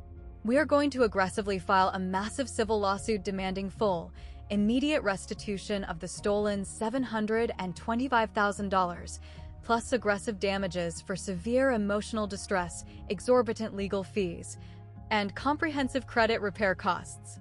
Our total initial asking figure will be exactly $850,000. They absolutely do not possess that magnitude of liquid capital, I warned her. Then we will ruthlessly place a legal lien on their sprawling property, heavily garnish the corporate pension before it is terminated, and aggressively seize any remaining hidden assets. The primary bank accounts are currently frozen. We will legally petition the court to redirect those frozen funds directly toward your repayment plan. The process will likely take several years, but I guarantee you will eventually recover the vast majority of your stolen wealth. She meticulously walked me through the terrifying mountain of legal paperwork. A massive lien placed directly on their house. A sprawling, 4-bedroom colonial estate recently appraised at $680,000. The primary mortgage had ironically been entirely paid off utilizing my stolen money. They might aggressively attempt to offer a settlement to avoid the humiliation of a public civil trial. I am absolutely not accepting a settlement. She slowly looked up from the documents, a predatory smile crossing her face. Approved. Good. They absolutely do not deserve a single ounce of mercy. And your sister? Do we include her in the aggressive litigation? Joint and several liability. She will desperately attempt to claim she did not comprehend the magnitude of the fraud. She physically utilized plastic credit cards bearing my exact legal name 47 individual times. She comprehended exactly what she was executing. 2 grueling hours of signing endless legal documents, executing notarizations, and my right hand was physically cramping. They will be officially, legally served by a process server tomorrow morning. How exactly do you anticipate they will react? Usually, the reaction cycles through violent anger, desperate bargaining, and finally, absolute, suffocating panic. Evelyn gently closed the massive case folder. Your mother actually possessed the audacity to call my private office line this morning. What? Yes, early yesterday morning. She desperately wanted to explain what she called a minor familial misunderstanding. I aggressively declined her request for legal representation. She actually attempted to hire you? I explicitly instructed her to secure a powerful criminal defense attorney first. Priorities. Evelyn's smile was terrifyingly grim. I also happened to notice their entire digital social media presence suddenly went completely dark early this morning. Every profile deleted. They are aggressively attempting to scrub their digital footprint. They are entirely too late. I meticulously captured high-resolution screenshots of absolutely everything last week. I almost let out a genuine laugh. Almost. Completely off the official legal record, Evelyn said softly, leaning back in her chair. How exactly are you holding up emotionally? I am incredibly angry, profoundly hurt, and deeply betrayed. I met her calculating eyes with unwavering intensity. But primarily, I am just utterly exhausted from serving as their personal, automated teller machine. That is honestly the absolute healthiest, most rational perspective I have heard all week. Wednesday morning, I woke up to an overwhelming avalanche of 63 separate digital notifications. Text messages, missed calls, and alerts from people in the extended social circle I had not spoken to in several years. Cousin David had publicly uploaded a philosophical post. Sometimes, true family is absolutely not determined by who you are biologically born to, but entirely by who would never dream of betraying your trust. The post possessed 147 likes and dozens of comments desperately begging for context regarding the holiday drama. Aunt Beatrice had aggressively commented, "Some individuals eventually learn basic integrity, while others simply learn how to execute massive fraud." The autumn banquet violently revealed absolutely everything. By lunchtime, the complete, unvarnished story was spreading like an uncontrolled wildfire. Uncle Arthur had uploaded a blunt, highly detailed public post. "I am absolutely not going to be vague about this situation." For everyone constantly asking what exploded at the banquet, Sylvia and Thomas maliciously committed aggravated identity theft against their own daughter for 8 consecutive years. They aggressively stole over $725,000. Federal police are heavily involved. Severe criminal charges have been officially filed. I strongly advise you all to choose your alliances incredibly carefully. He had attached a blurred screenshot of the charging document. The post went completely viral through our massive, extended family network. My mother's supposed best friend frantically texted me, "Is this horrific rumor actually true? Sylvia is desperately claiming you are fabricating lies." I coldly texted her a high-resolution image of the official police report. Official case number, 2024 FC 8847. I strongly suggest you call Detective Russo directly if you dare to doubt my integrity. I received zero response. My father's former corporate colleagues urgently reached out. "We heard the devastating rumors. Is there absolutely anything we can do to assist you?"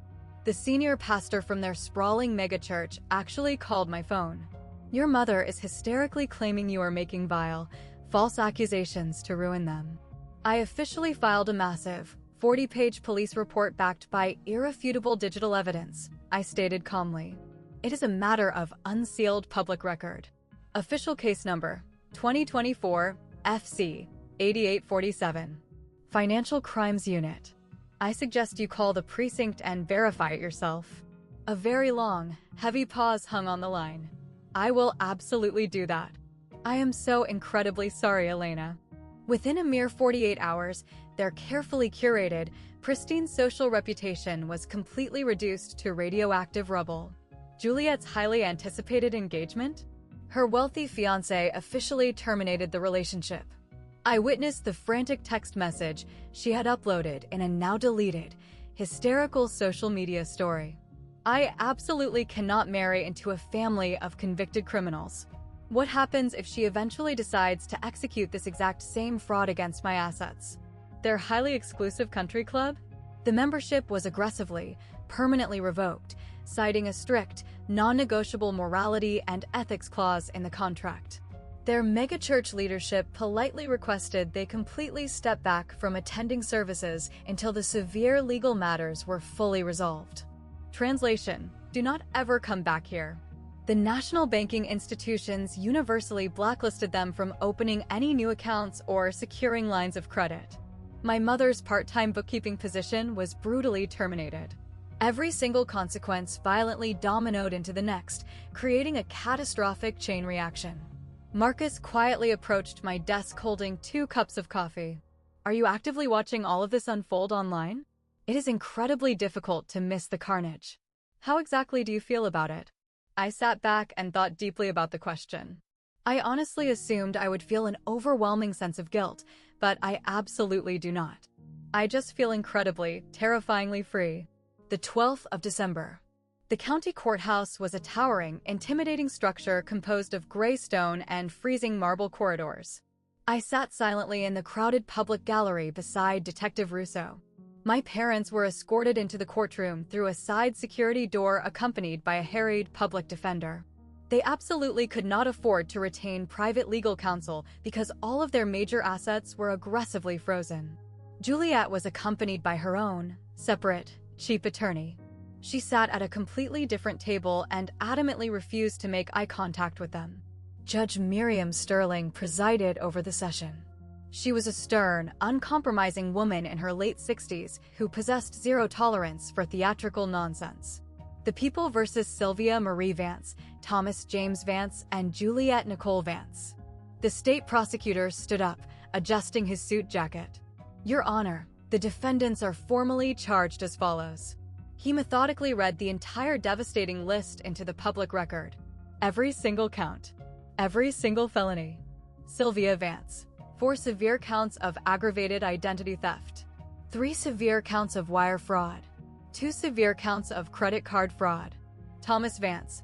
4 severe counts of aggravated identity theft. 3 severe counts of wire fraud. 2 severe counts of credit card fraud. 1 severe count of criminal conspiracy. Juliet Vance. 2 severe counts of credit card fraud. 1 severe count of accessory after the fact. How did the defendants officially plead to these charges? All 3 nervously mumbled, "Not guilty." It was a completely expected, standard legal formality. Your Honor, the prosecutor continued, the state strongly requests bail be set at $100,000 each. They are considered a significant flight risk due to the staggering magnitude of the stolen capital. The public defender aggressively interrupted. Your Honor, the defendants' primary bank accounts are currently entirely frozen by federal order. They absolutely cannot afford to post bail regardless of the amount set. Judge Sterling peered intensely over the rim of her glasses. Bail is firmly set at $50,000 each. The defendants are strictly released on their own recognizance with severe, non-negotiable travel restrictions. You are ordered to physically surrender your passports to the clerk within 24 hours. The official trial date is firmly set for the 20th of March. The heavy wooden gavel slammed down. The session was concluded. In the chaotic, echoing marble hallway afterward, my mother desperately attempted to physically approach me. Detective Russo immediately stepped directly into her path, creating an impenetrable barrier. "Madam, step away from the victim immediately." My father desperately called out to me from across the crowded hall. "We are absolutely still your parents, Elena." I slowly turned around, looked directly at him, and truly saw the pathetic, broken man he was. Loving parents absolutely do not systematically steal from their own children to fund their luxury lifestyle. Hardened criminals do that. And that is exactly what you are now, officially and legally. I turned on my heel and walked away. I did not look back a single time. Detective Russo walked silently beside me toward the exit. That was an incredibly difficult confrontation. "No," I replied, staring straight ahead. The truly difficult part was desperately surviving what they did to my soul for 8 agonizing years. This court process is simply administrative paperwork. Outside, the freezing December air violently struck my face. I pulled the sharp, clean oxygen deep into my lungs. "Are you holding up okay?" Russo asked softly. "I am finally getting there." The subsequent consequences rolled out relentlessly, exactly like a falling line of heavy dominoes. Systematic. Unavoidable. Absolutely real. My father's corporate pension? It was officially placed under aggressive review by the fund administrators. The upcoming fraud conviction would inevitably trigger the automatic termination clause. 30 entire years of accrued payments. Permanently gone. My mother's modest bookkeeping job was brutally terminated when her employer conducted a routine search of her name and discovered the unsealed court records. "We possess a very strict integrity clause in your employment contract," they had clinically informed her. Juliet was unceremoniously fired from her high-end retail management position for the exact same reason. We absolutely cannot employ an individual actively facing severe financial fraud charges to handle our corporate revenue streams.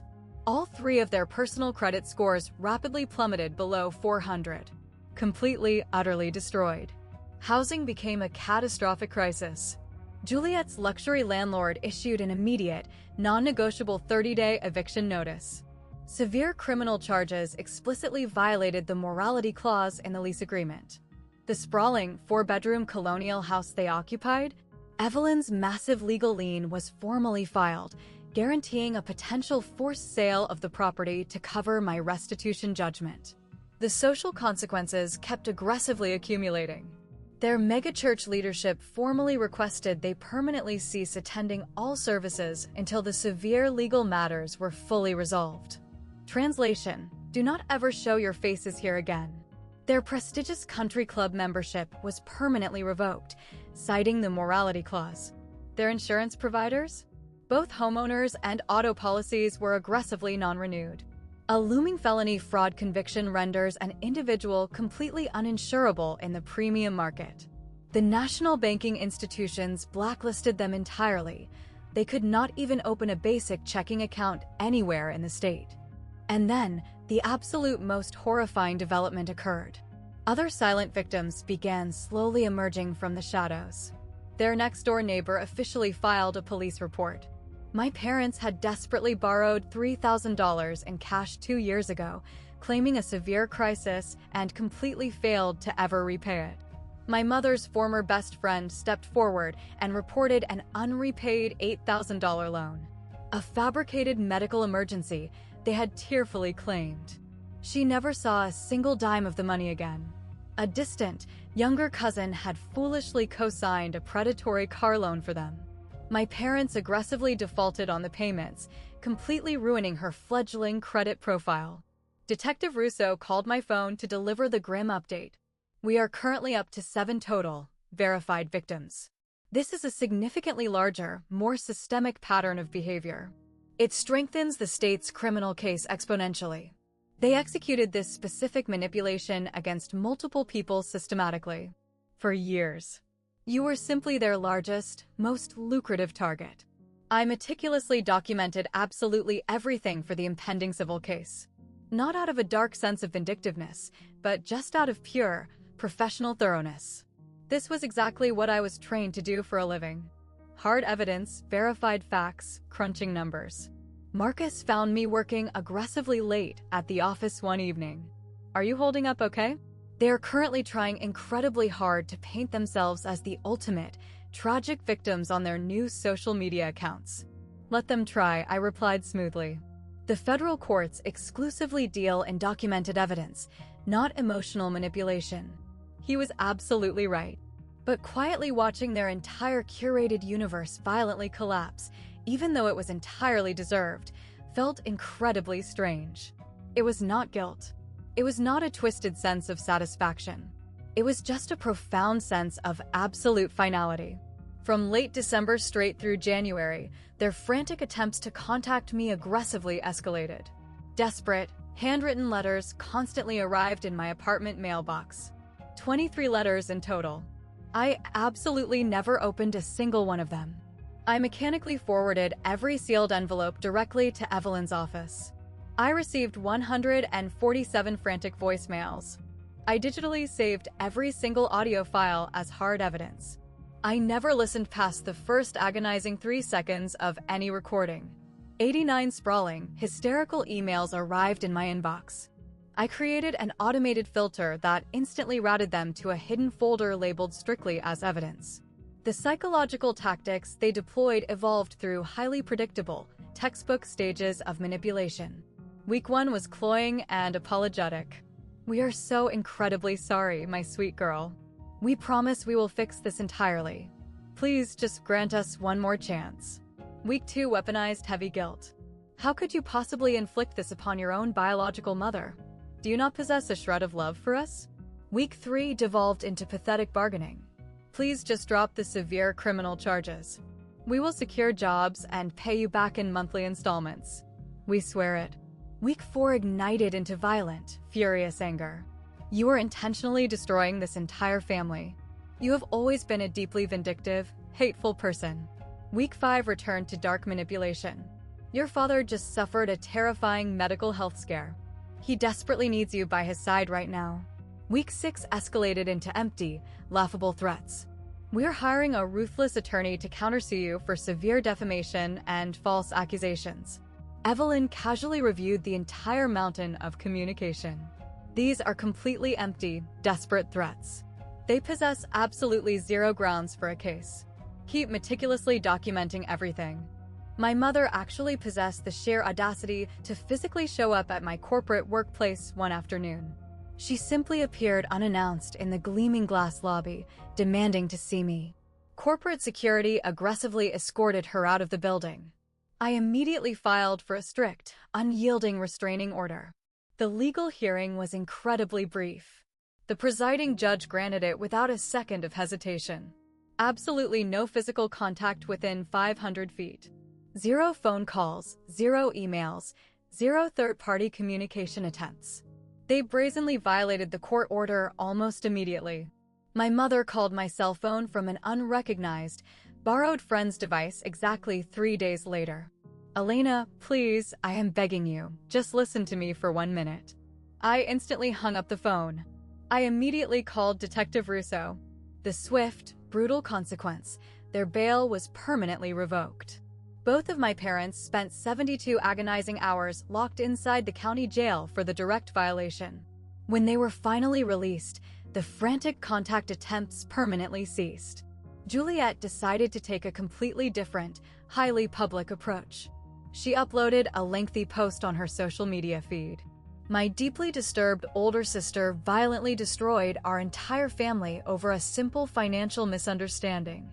A pile of money is absolutely not worth losing your family." The comment section instantly exploded into a war zone. Former corporate coworkers, extended family members, and people who intimately knew the truth aggressively flooded the post. "That is absolutely not a minor misunderstanding. That is aggravated felony fraud. She absolutely did not destroy anything. You destroyed yourselves. You are actively facing severe criminal charges as well, Juliet." She frantically deleted the entire post and deactivated the account within 3 hours. My therapist gently asked me during a session, "How exactly does it feel to aggressively maintain these ironclad boundaries?" I thought deeply about the question.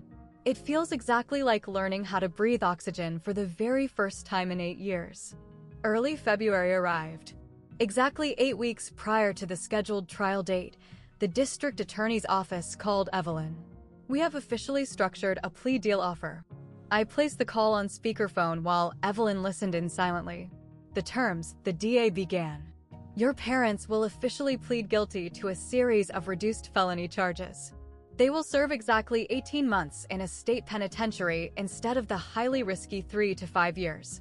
They will be mandated to pay full financial restitution of $725,000 over a strict 15-year period. They will endure 10 years of intensive probation following their release." And Juliet?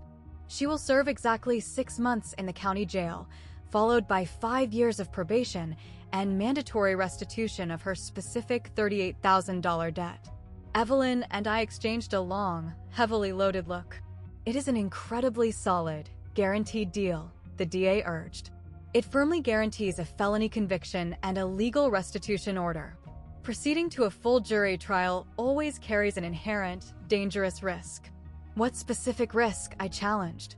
"Juries can occasionally be incredibly unpredictable when adjudicating complex family fraud cases. The emotional sympathy factor plays heavily. We have tragically witnessed shocking acquittals in situations exactly like this one before." My jaw tightened so fiercely my teeth ached. They were absolutely not desperate. They were incredibly, systematically greedy. "I completely understand your anger, but juries are flawed. Family cases are inherently complicated to prosecute. This deal guarantees absolute, permanent accountability." After he disconnected the call, I stared blankly at Evelyn. 18 months feels incredibly light for destroying a decade of my life. "It is unfortunately light," she admitted softly. "But it permanently guarantees a felony conviction, it guarantees the restitution order, it eliminates the terrifying risk of an unexpected acquittal, and it ensures this nightmare remains a matter of public record forever." "Do they definitively lose the corporate pension if they accept this guilty plea?" "Yes. An automatic, permanent termination. A fraud conviction seals their fate. And their permanent record? Felony convictions are permanent. Future employment, housing applications, credit lines, all severely, permanently affected for the rest of their lives." I sat silently with the information, heavily debating the sheer catharsis of a public trial. The immense satisfaction of watching them squirm desperately on the witness stand. It would be incredibly cathartic, but it was highly risky. The plea deal ensured absolute, undeniable, permanent consequences. Certain. Unavoidable. "I demand exactly one additional, non-negotiable condition," I stated. "What is it?" "They absolutely must perform a full, public allocution hearing.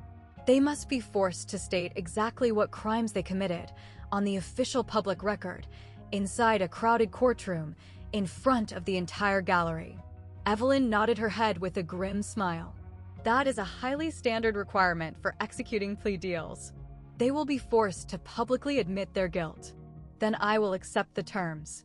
She immediately called the DA back. My client accepts the offer contingent upon the standard public allocution requirement. Done. The formal hearing is scheduled in 2 weeks. I was absolutely not seeking petty revenge. I was aggressively seeking unshakable justice. There is a massive, fundamental difference. The 28th of February. The massive courtroom was packed to absolute capacity. Public record allocution hearings typically draw significant crowds. Local journalists, estranged family members, and curious individuals who had heard the viral story. Judge Miriam Sterling presided with a stern, no-nonsense demeanor. We are officially here for the formal plea allocution. Mrs. Sylvia, do you fully, legally comprehend that you are pleading guilty to these charges? My mother's voice was completely flat, entirely defeated. Yes, Your Honor. State your specific crimes clearly for the official record. A long, agonizing pause hung in the courtroom. Then she spoke. I maliciously opened 4 premium credit cards utilizing my daughter Elena Vance's legal name, without securing her knowledge or permission. I aggressively utilized those fraudulent cards for personal, luxury purchases totaling $437,000. I intentionally accepted $288,000 in direct cash transfers from her under entirely false pretenses. I fully knew that what I was orchestrating was highly illegal. The devastating words hung suspended in the freezing air. Undeniable. Officially recorded. Permanent. Mr. Thomas. My father's hands shook violently where they rested on the defense table. I explicitly knew about the fraudulent credit cards. I actively participated in the elaborate deception. I physically utilized the stolen cards. I intentionally forged Elena's legal signature on the federal applications. I aggressively lied about my employment status to extract capital from her. Ms. Juliet Vance. My sister was weeping uncontrollably. I knowingly utilized premium credit cards that I fully knew did not belong to me. I personally spent $38,000. I explicitly knew they were registered in my sister's legal name. I actively chose not to stop the fraud. Judge Sterling slowly turned her intense gaze toward me. Ms. Elena Vance, do you formally accept these public allocutions as entirely truthful? I slowly stood up from the gallery bench. Yes, Your Honor. Do you wish to deliver a statement to the court? I intentionally kept it incredibly brief and devastating. For 8 long years, I genuinely believed I was saving my family from ruin. I violently sacrificed my youth, my life savings, and my entire future. They systematically, maliciously betrayed that profound trust without a single ounce of remorse. I am incredibly grateful that the legal system has finally provided permanent accountability. Sentencing was executed rapidly. Sylvia Vance, 18 months in the State Correctional Institution, 10 years of intensive supervised probation, $687,000 in mandatory restitution. Thomas Vance, the exact same brutal sentence. Juliet Vance, 6 months inside the county jail facility, 5 years of supervised probation, $38,000 in mandatory restitution. All 3 individuals were permanently branded with severe felony records. A permanent, ironclad no-contact order with the victim was issued. The gavel slammed down with finality. Armed officers approached the defense table, brandishing heavy steel handcuffs. My mother desperately turned back to look at me as they locked her wrists. Elena. I absolutely did not respond. I did not turn my head. I did not acknowledge her existence. It was finally, permanently over. Outside the courthouse, the freezing February sun was blindingly bright, cold, and incredibly sharp. Detective Russo walked silently beside me down the marble steps. How exactly do you feel right now? I feel exactly like I can finally pull oxygen into my lungs again. March seamlessly transitioned through June. It was an intensive, grueling phase of rebuilding my shattered life. Comprehensive credit repair. I aggressively worked alongside legal advocates and all 3 major credit bureaus. I successfully removed every single fraudulent account. I heavily disputed every single unauthorized luxury charge. My decimated credit score miraculously climbed from 580 to a respectable 680 in a mere 4 months. Housing. I officially moved. I secured a beautiful, sprawling one-bedroom apartment. It possessed massive windows that actually opened to let the breeze in, abundant natural light, and a stunning kitchen that was significantly larger than a closet. The monthly rent was $1,200, $400 more than my miserable studio, but I could easily, comfortably afford the luxury now. Furniture. I purchased a real, actual bed. A solid wooden frame. A premium mattress that absolutely did not fold in half in the middle of the night. A beautiful kitchen table purchased from a real furniture showroom, not scavenged from local online classifieds. A plush, comfortable couch. Small, incredibly normal things. Things I had violently denied myself the right to own for 8 entire years. The financial restitution payments officially began arriving. $3,200 a month aggressively garnished directly from their seized pension and liquidated assets. Juliet's minimum wage retail earnings were heavily garnished as well. It would undeniably take 15 long years to recover the entire stolen sum, but the recovery was actively, legally happening. Therapy. Exhausting, weekly, intensive sessions. Aggressively processing the profound trauma of deep betrayal, the suffocating, conditioned guilt, and the mind-bending complexity of biologically loving people who intentionally sought to destroy you. Slowly learning that establishing ironclad boundaries is absolutely not cruel, it is incredibly, fundamentally necessary work. I proudly accepted the massive corporate promotion I had been forced to turn down 3 years prior. Senior financial analyst.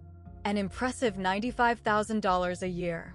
A sprawling private office featuring a massive window overlooking the city. Social life.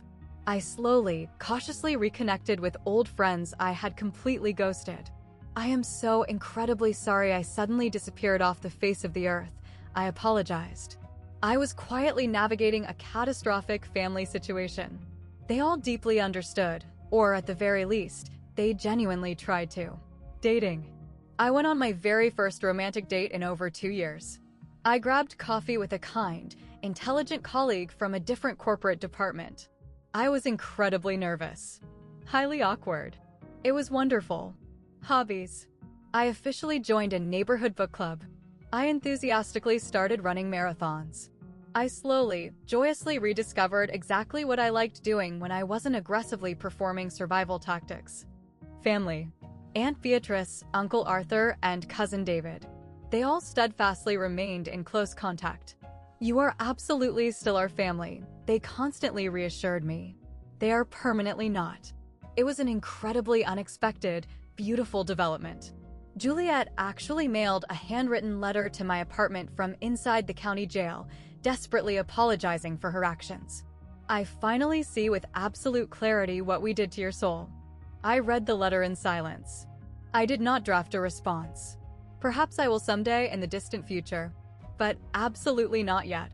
My parents, zero contact. Absolutely zero desire for any future contact. Perhaps never again in this lifetime. I meticulously packed all of their frantic letters, printed emails, and transcribed voicemails into a heavy cardboard box, and I shoved it deep into the darkest corner of my hallway closet. I did not keep it for them. I kept it exclusively for me. It serves as a permanent, tangible reminder of the absolute hell I successfully survived. My life was absolutely not flawless yet, but it was finally, undeniably mine. Completely, utterly mine. 6 months post-sentencing. I want to take a moment to address the profound questions that people constantly ask me. Do you ever miss your parents? I desperately miss the imaginary version of who I falsely thought they were. I absolutely do not miss who they actually are in reality. There is a massive, fundamental difference between the two. Do you ever feel overwhelming guilt? Sometimes, yes. That is exactly the emotion they systematically conditioned me to feel. Weaponized guilt was their absolute most effective tool of control. But guilt is nothing more than psychological manipulation. I absolutely did not commit any federal crimes. They did. Would you do anything differently if you could rewind time? I deeply wish I had possessed the clarity to see the glaring warning signs infinitely sooner. The fabricated emergencies that miraculously never, ever ended. The complex financial numbers that never logically added up. The aggressive, terrifying defensiveness whenever I dared to ask a basic question. The massive red flags were waving wildly. I actively chose to ignore them. I actively chose to blindly believe the lie. That specific failure is entirely on me. Advice for others trapped in similar, suffocating situations. Monitor your credit profile obsessively. Check your status every single quarter. Use the free governmental resources available to you. Do it religiously. If family members continuously beg for financial assistance, aggressively demand hard documentation. Real, legitimate crises always generate a paper trail. If they become hostile and defensive when you ask logical questions, that is an absolute, screaming red flag. And please remember, firmly saying no to family absolutely does not make you a terrible person. Aggressively protecting your own future is not an act of selfishness. It is pure, unadulterated survival. What I ultimately learned is that the concept of family is entirely defined by behavior, absolutely not by biology. Sharing DNA does not legally or morally obligate you to silently accept profound abuse. Establishing ironclad boundaries is absolutely not cruel, they are fundamentally necessary. People who genuinely love your soul will inherently respect those boundaries. People who desire to exploit you will aggressively label those boundaries as hurtful or selfish. Financial abuse is absolute, undeniable abuse. Full stop. The federal legal system exists for a highly specific reason. Utilizing it to protect yourself does not make you a vindictive monster. The suffocating shame of the crime belongs entirely to the perpetrator, absolutely never to the victim. Final thought. I am 32 years old. I currently possess over $42,000 in secure savings. I reside in a beautiful, sunlit one-bedroom apartment that I absolutely adore. I possess a prestigious career that I excel at. I am surrounded by genuine friends who actually, deeply care about my well-being. Most importantly, I finally have my own soul back. They violently stole 8 irreplaceable years of my youth and over $725,000, but they absolutely cannot steal another single second from me. I will never allow them to. People frequently ask if I will ever find it in my heart to forgive them. I absolutely will not. Forgiving them would internally signify that I accept what they did as being somewhat okay. It was absolutely not okay, and I am perfectly at peace with carrying that anger. Thank you so deeply for staying by my side until the absolute end of this journey. If this narrative resonated within your spirit, please consider sharing it. Someone out there might desperately need to hear that they are not alone in the darkness. Please drop a comment below. Have you ever been forced to establish a terrifying boundary with a toxic family member? How exactly did the fallout resolve? And if you have not already subscribed, please hit that button now to support more stories exactly like this one. Please check the description box below for vital resources regarding financial abuse and comprehensive identity theft protection. You are infinitely stronger than you believe you are. Take aggressive care of yourself out there. Prioritizing your peace is absolutely not selfish. It is the ultimate act of survival. Looking back with razor-sharp clarity now, I can finally see exactly what psychological forces drove my parents and sister to commit such atrocities. I do not analyze this to excuse their horrific behavior, but simply to comprehend the architecture of the abuse. My mother, Sylvia, grew up in severe, crushing poverty. Her extended relatives possessed significant wealth, and they maliciously ensured she was perpetually aware of her inferior status. That profound childhood humiliation eventually mutated into a terrifying adult obsession with maintaining a flawless, wealthy image. She fundamentally equated societal appearances with basic human worth and outward financial success with demanding respect. When my father's corporate income could no longer sustain the extravagant lifestyle she aggressively craved, instead of rationally adjusting her expectations or living within her actual means, she effortlessly rationalized massive fraud. In her deeply diseased mind, she was absolutely not stealing. She was simply aggressively collecting a debt she believed she was owed. She had completely convinced herself that the mere act of raising me meant that I owed her my entire existence. She believed that my corporate success was inherently partly hers to harvest. She truly believed that maliciously utilizing my credit profile was not an act of theft. It was simply a necessary redistribution of available family resources. It was textbook, malignant narcissistic entitlement brilliantly combined with a perpetual victim mentality.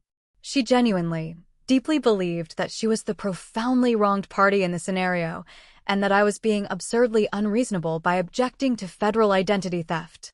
My father, Thomas, was the ultimate classic enabler. He absolutely knew the entire operation was highly illegal and profoundly wrong. Deep down in his soul, he knew. But he feared aggressively confronting Sylvia infinitely more than he feared the theoretical legal consequences. Extreme conflict avoidance rapidly morphed into active, malicious complicity. He constantly lied to himself, claiming he was simply keeping the peace in the household. In reality, he was cowardly choosing his own temporary comfort over his fundamental integrity and over the safety of his own daughter. Every single time he failed to stop her madness, he actively chose her comfortable delusion over my basic well-being. Juliet operated entirely from a place of deeply learned, toxic entitlement. She had absolutely never been held accountable for a single action while growing up. My parents relentlessly praised her simply for existing in the world. They exclusively praised me for achieving impossible standards. We operated under entirely different rules. In her severely distorted worldview, my hard-earned financial success was simply a communal family resource meant to be freely shared, not my own personal, protected achievement. She genuinely, truly did not comprehend why I was so violently upset by her actions.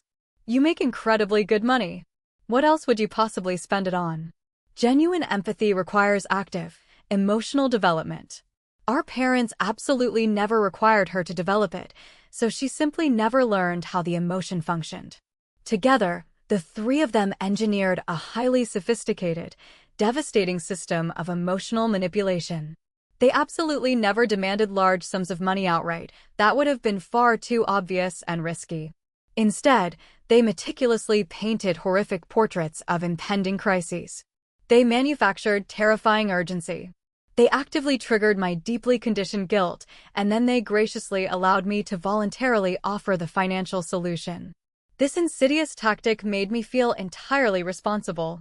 It made me feel exactly like I was actively choosing to help them. That was highly intentional. That was the sheer, terrifying brilliance of their psychological manipulation. They ruthlessly exploited my profound sense of filial duty, the exact same core value they had aggressively instilled in my brain as a child. They maliciously utilized my greatest strength directly against me. They weaponized my unconditional love. They exploited my vulnerabilities simply because they knew I possessed them. My ultimate weakness was absolutely not my kindness. Genuine kindness is a formidable strength. My fatal weakness was a lifetime of severe guilt conditioning and pathological people-pleasing. From early childhood, I learned that my entire worth as a human being derived exclusively from being the infinitely helpful daughter. Juliet received massive attention for being effortlessly charming. I received attention solely for being relentlessly responsible. That toxic dynamic became my entire identity. It became my only currency in the family ecosystem. I falsely believed that love was an entirely transactional concept. I consistently provide, therefore I matter to them, therefore I am worthy of being loved. I also suffered terribly from what clinical therapists refer to as a severe fixer mentality. It is incredibly common in eldest daughters. If there is a massive problem, I will aggressively solve it. The possibility that the problem was entirely fabricated was a question my brain simply never thought to ask. Actively questioning their emergencies felt exactly like abandoning my family in their darkest hour. Additionally, and this is the most humiliating, tragic irony of the entire situation, my highly specialized professional skills actually created my most massive blind spot. I was an absolute, recognized expert at forensically analyzing other people's complex financial portfolios. I could spot microscopic patterns of corporate fraud in a client's ledger instantly. But I completely, utterly failed to see that I was the primary victim of massive fraud in my own personal life. I was entirely too close to the blast radius. I was entirely too emotionally invested. I was far too heavily conditioned to blindly trust the monsters living inside my own house. Here is exactly what I desperately wish someone had sat down and told me when I was 24 years old. The massive, glaring red flags that I completely missed. First, the manufactured emergency absolutely never ends. Real, legitimate financial crises eventually have concrete resolution timelines. A state of perpetual, escalating crisis is a highly specific, emotional control tactic. Second, extreme vagueness regarding the details. Legitimate financial needs universally come accompanied by hard paperwork. If they simply cannot or violently will not show you the actual documentation, be incredibly suspicious. Third, aggressive defensiveness when logically questioned. Honest human beings welcome clarifying questions. Manipulators will instantly attack your fundamental character simply for asking them to explain.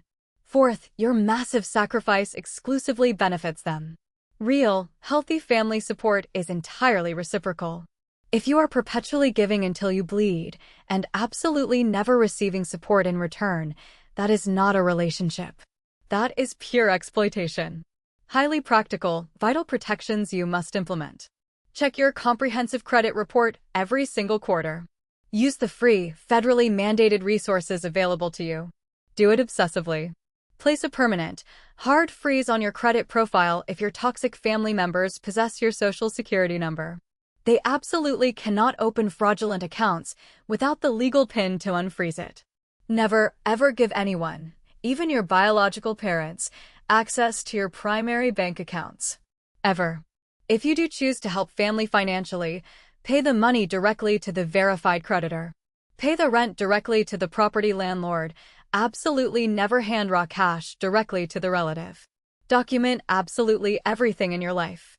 Keep meticulous digital records of all transfers. Save every single text message. Record phone calls if it is legally permissible in your specific state. Boundary wisdom you must internalize. No is a completely finalized sentence. You absolutely do not owe them a long, drawn-out justification. You do not owe them a complex explanation. People who truly love your soul will inherently respect your established boundaries. People who desire to actively exploit you will aggressively call your boundaries hurtful, cruel, or selfish. Setting firm limits does absolutely not make you a selfish monster.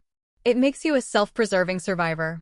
Real, unconditional love does absolutely not manipulate you in the dark. Real love does absolutely not demand the violent sacrifice of your mental and physical well-being. Final, unvarnished truth. I spent 8 entire years trying to be the perfect, compliant daughter according to their toxic, twisted definition. It very nearly destroyed my entire existence. Now, I am finally being a good daughter according to my own definition. I am fiercely honest, heavily boundaried, and deeply self-respecting. And that is the absolute only version of myself that matters anymore.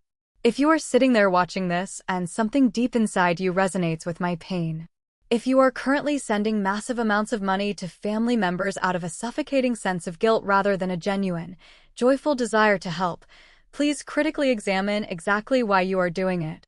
You absolutely deserve to live a beautiful life that is entirely yours. Not a life that is completely funded by your violent sacrifice for people who only view your existence as a convenient automated teller machine. Take aggressive, unapologetic care of yourself.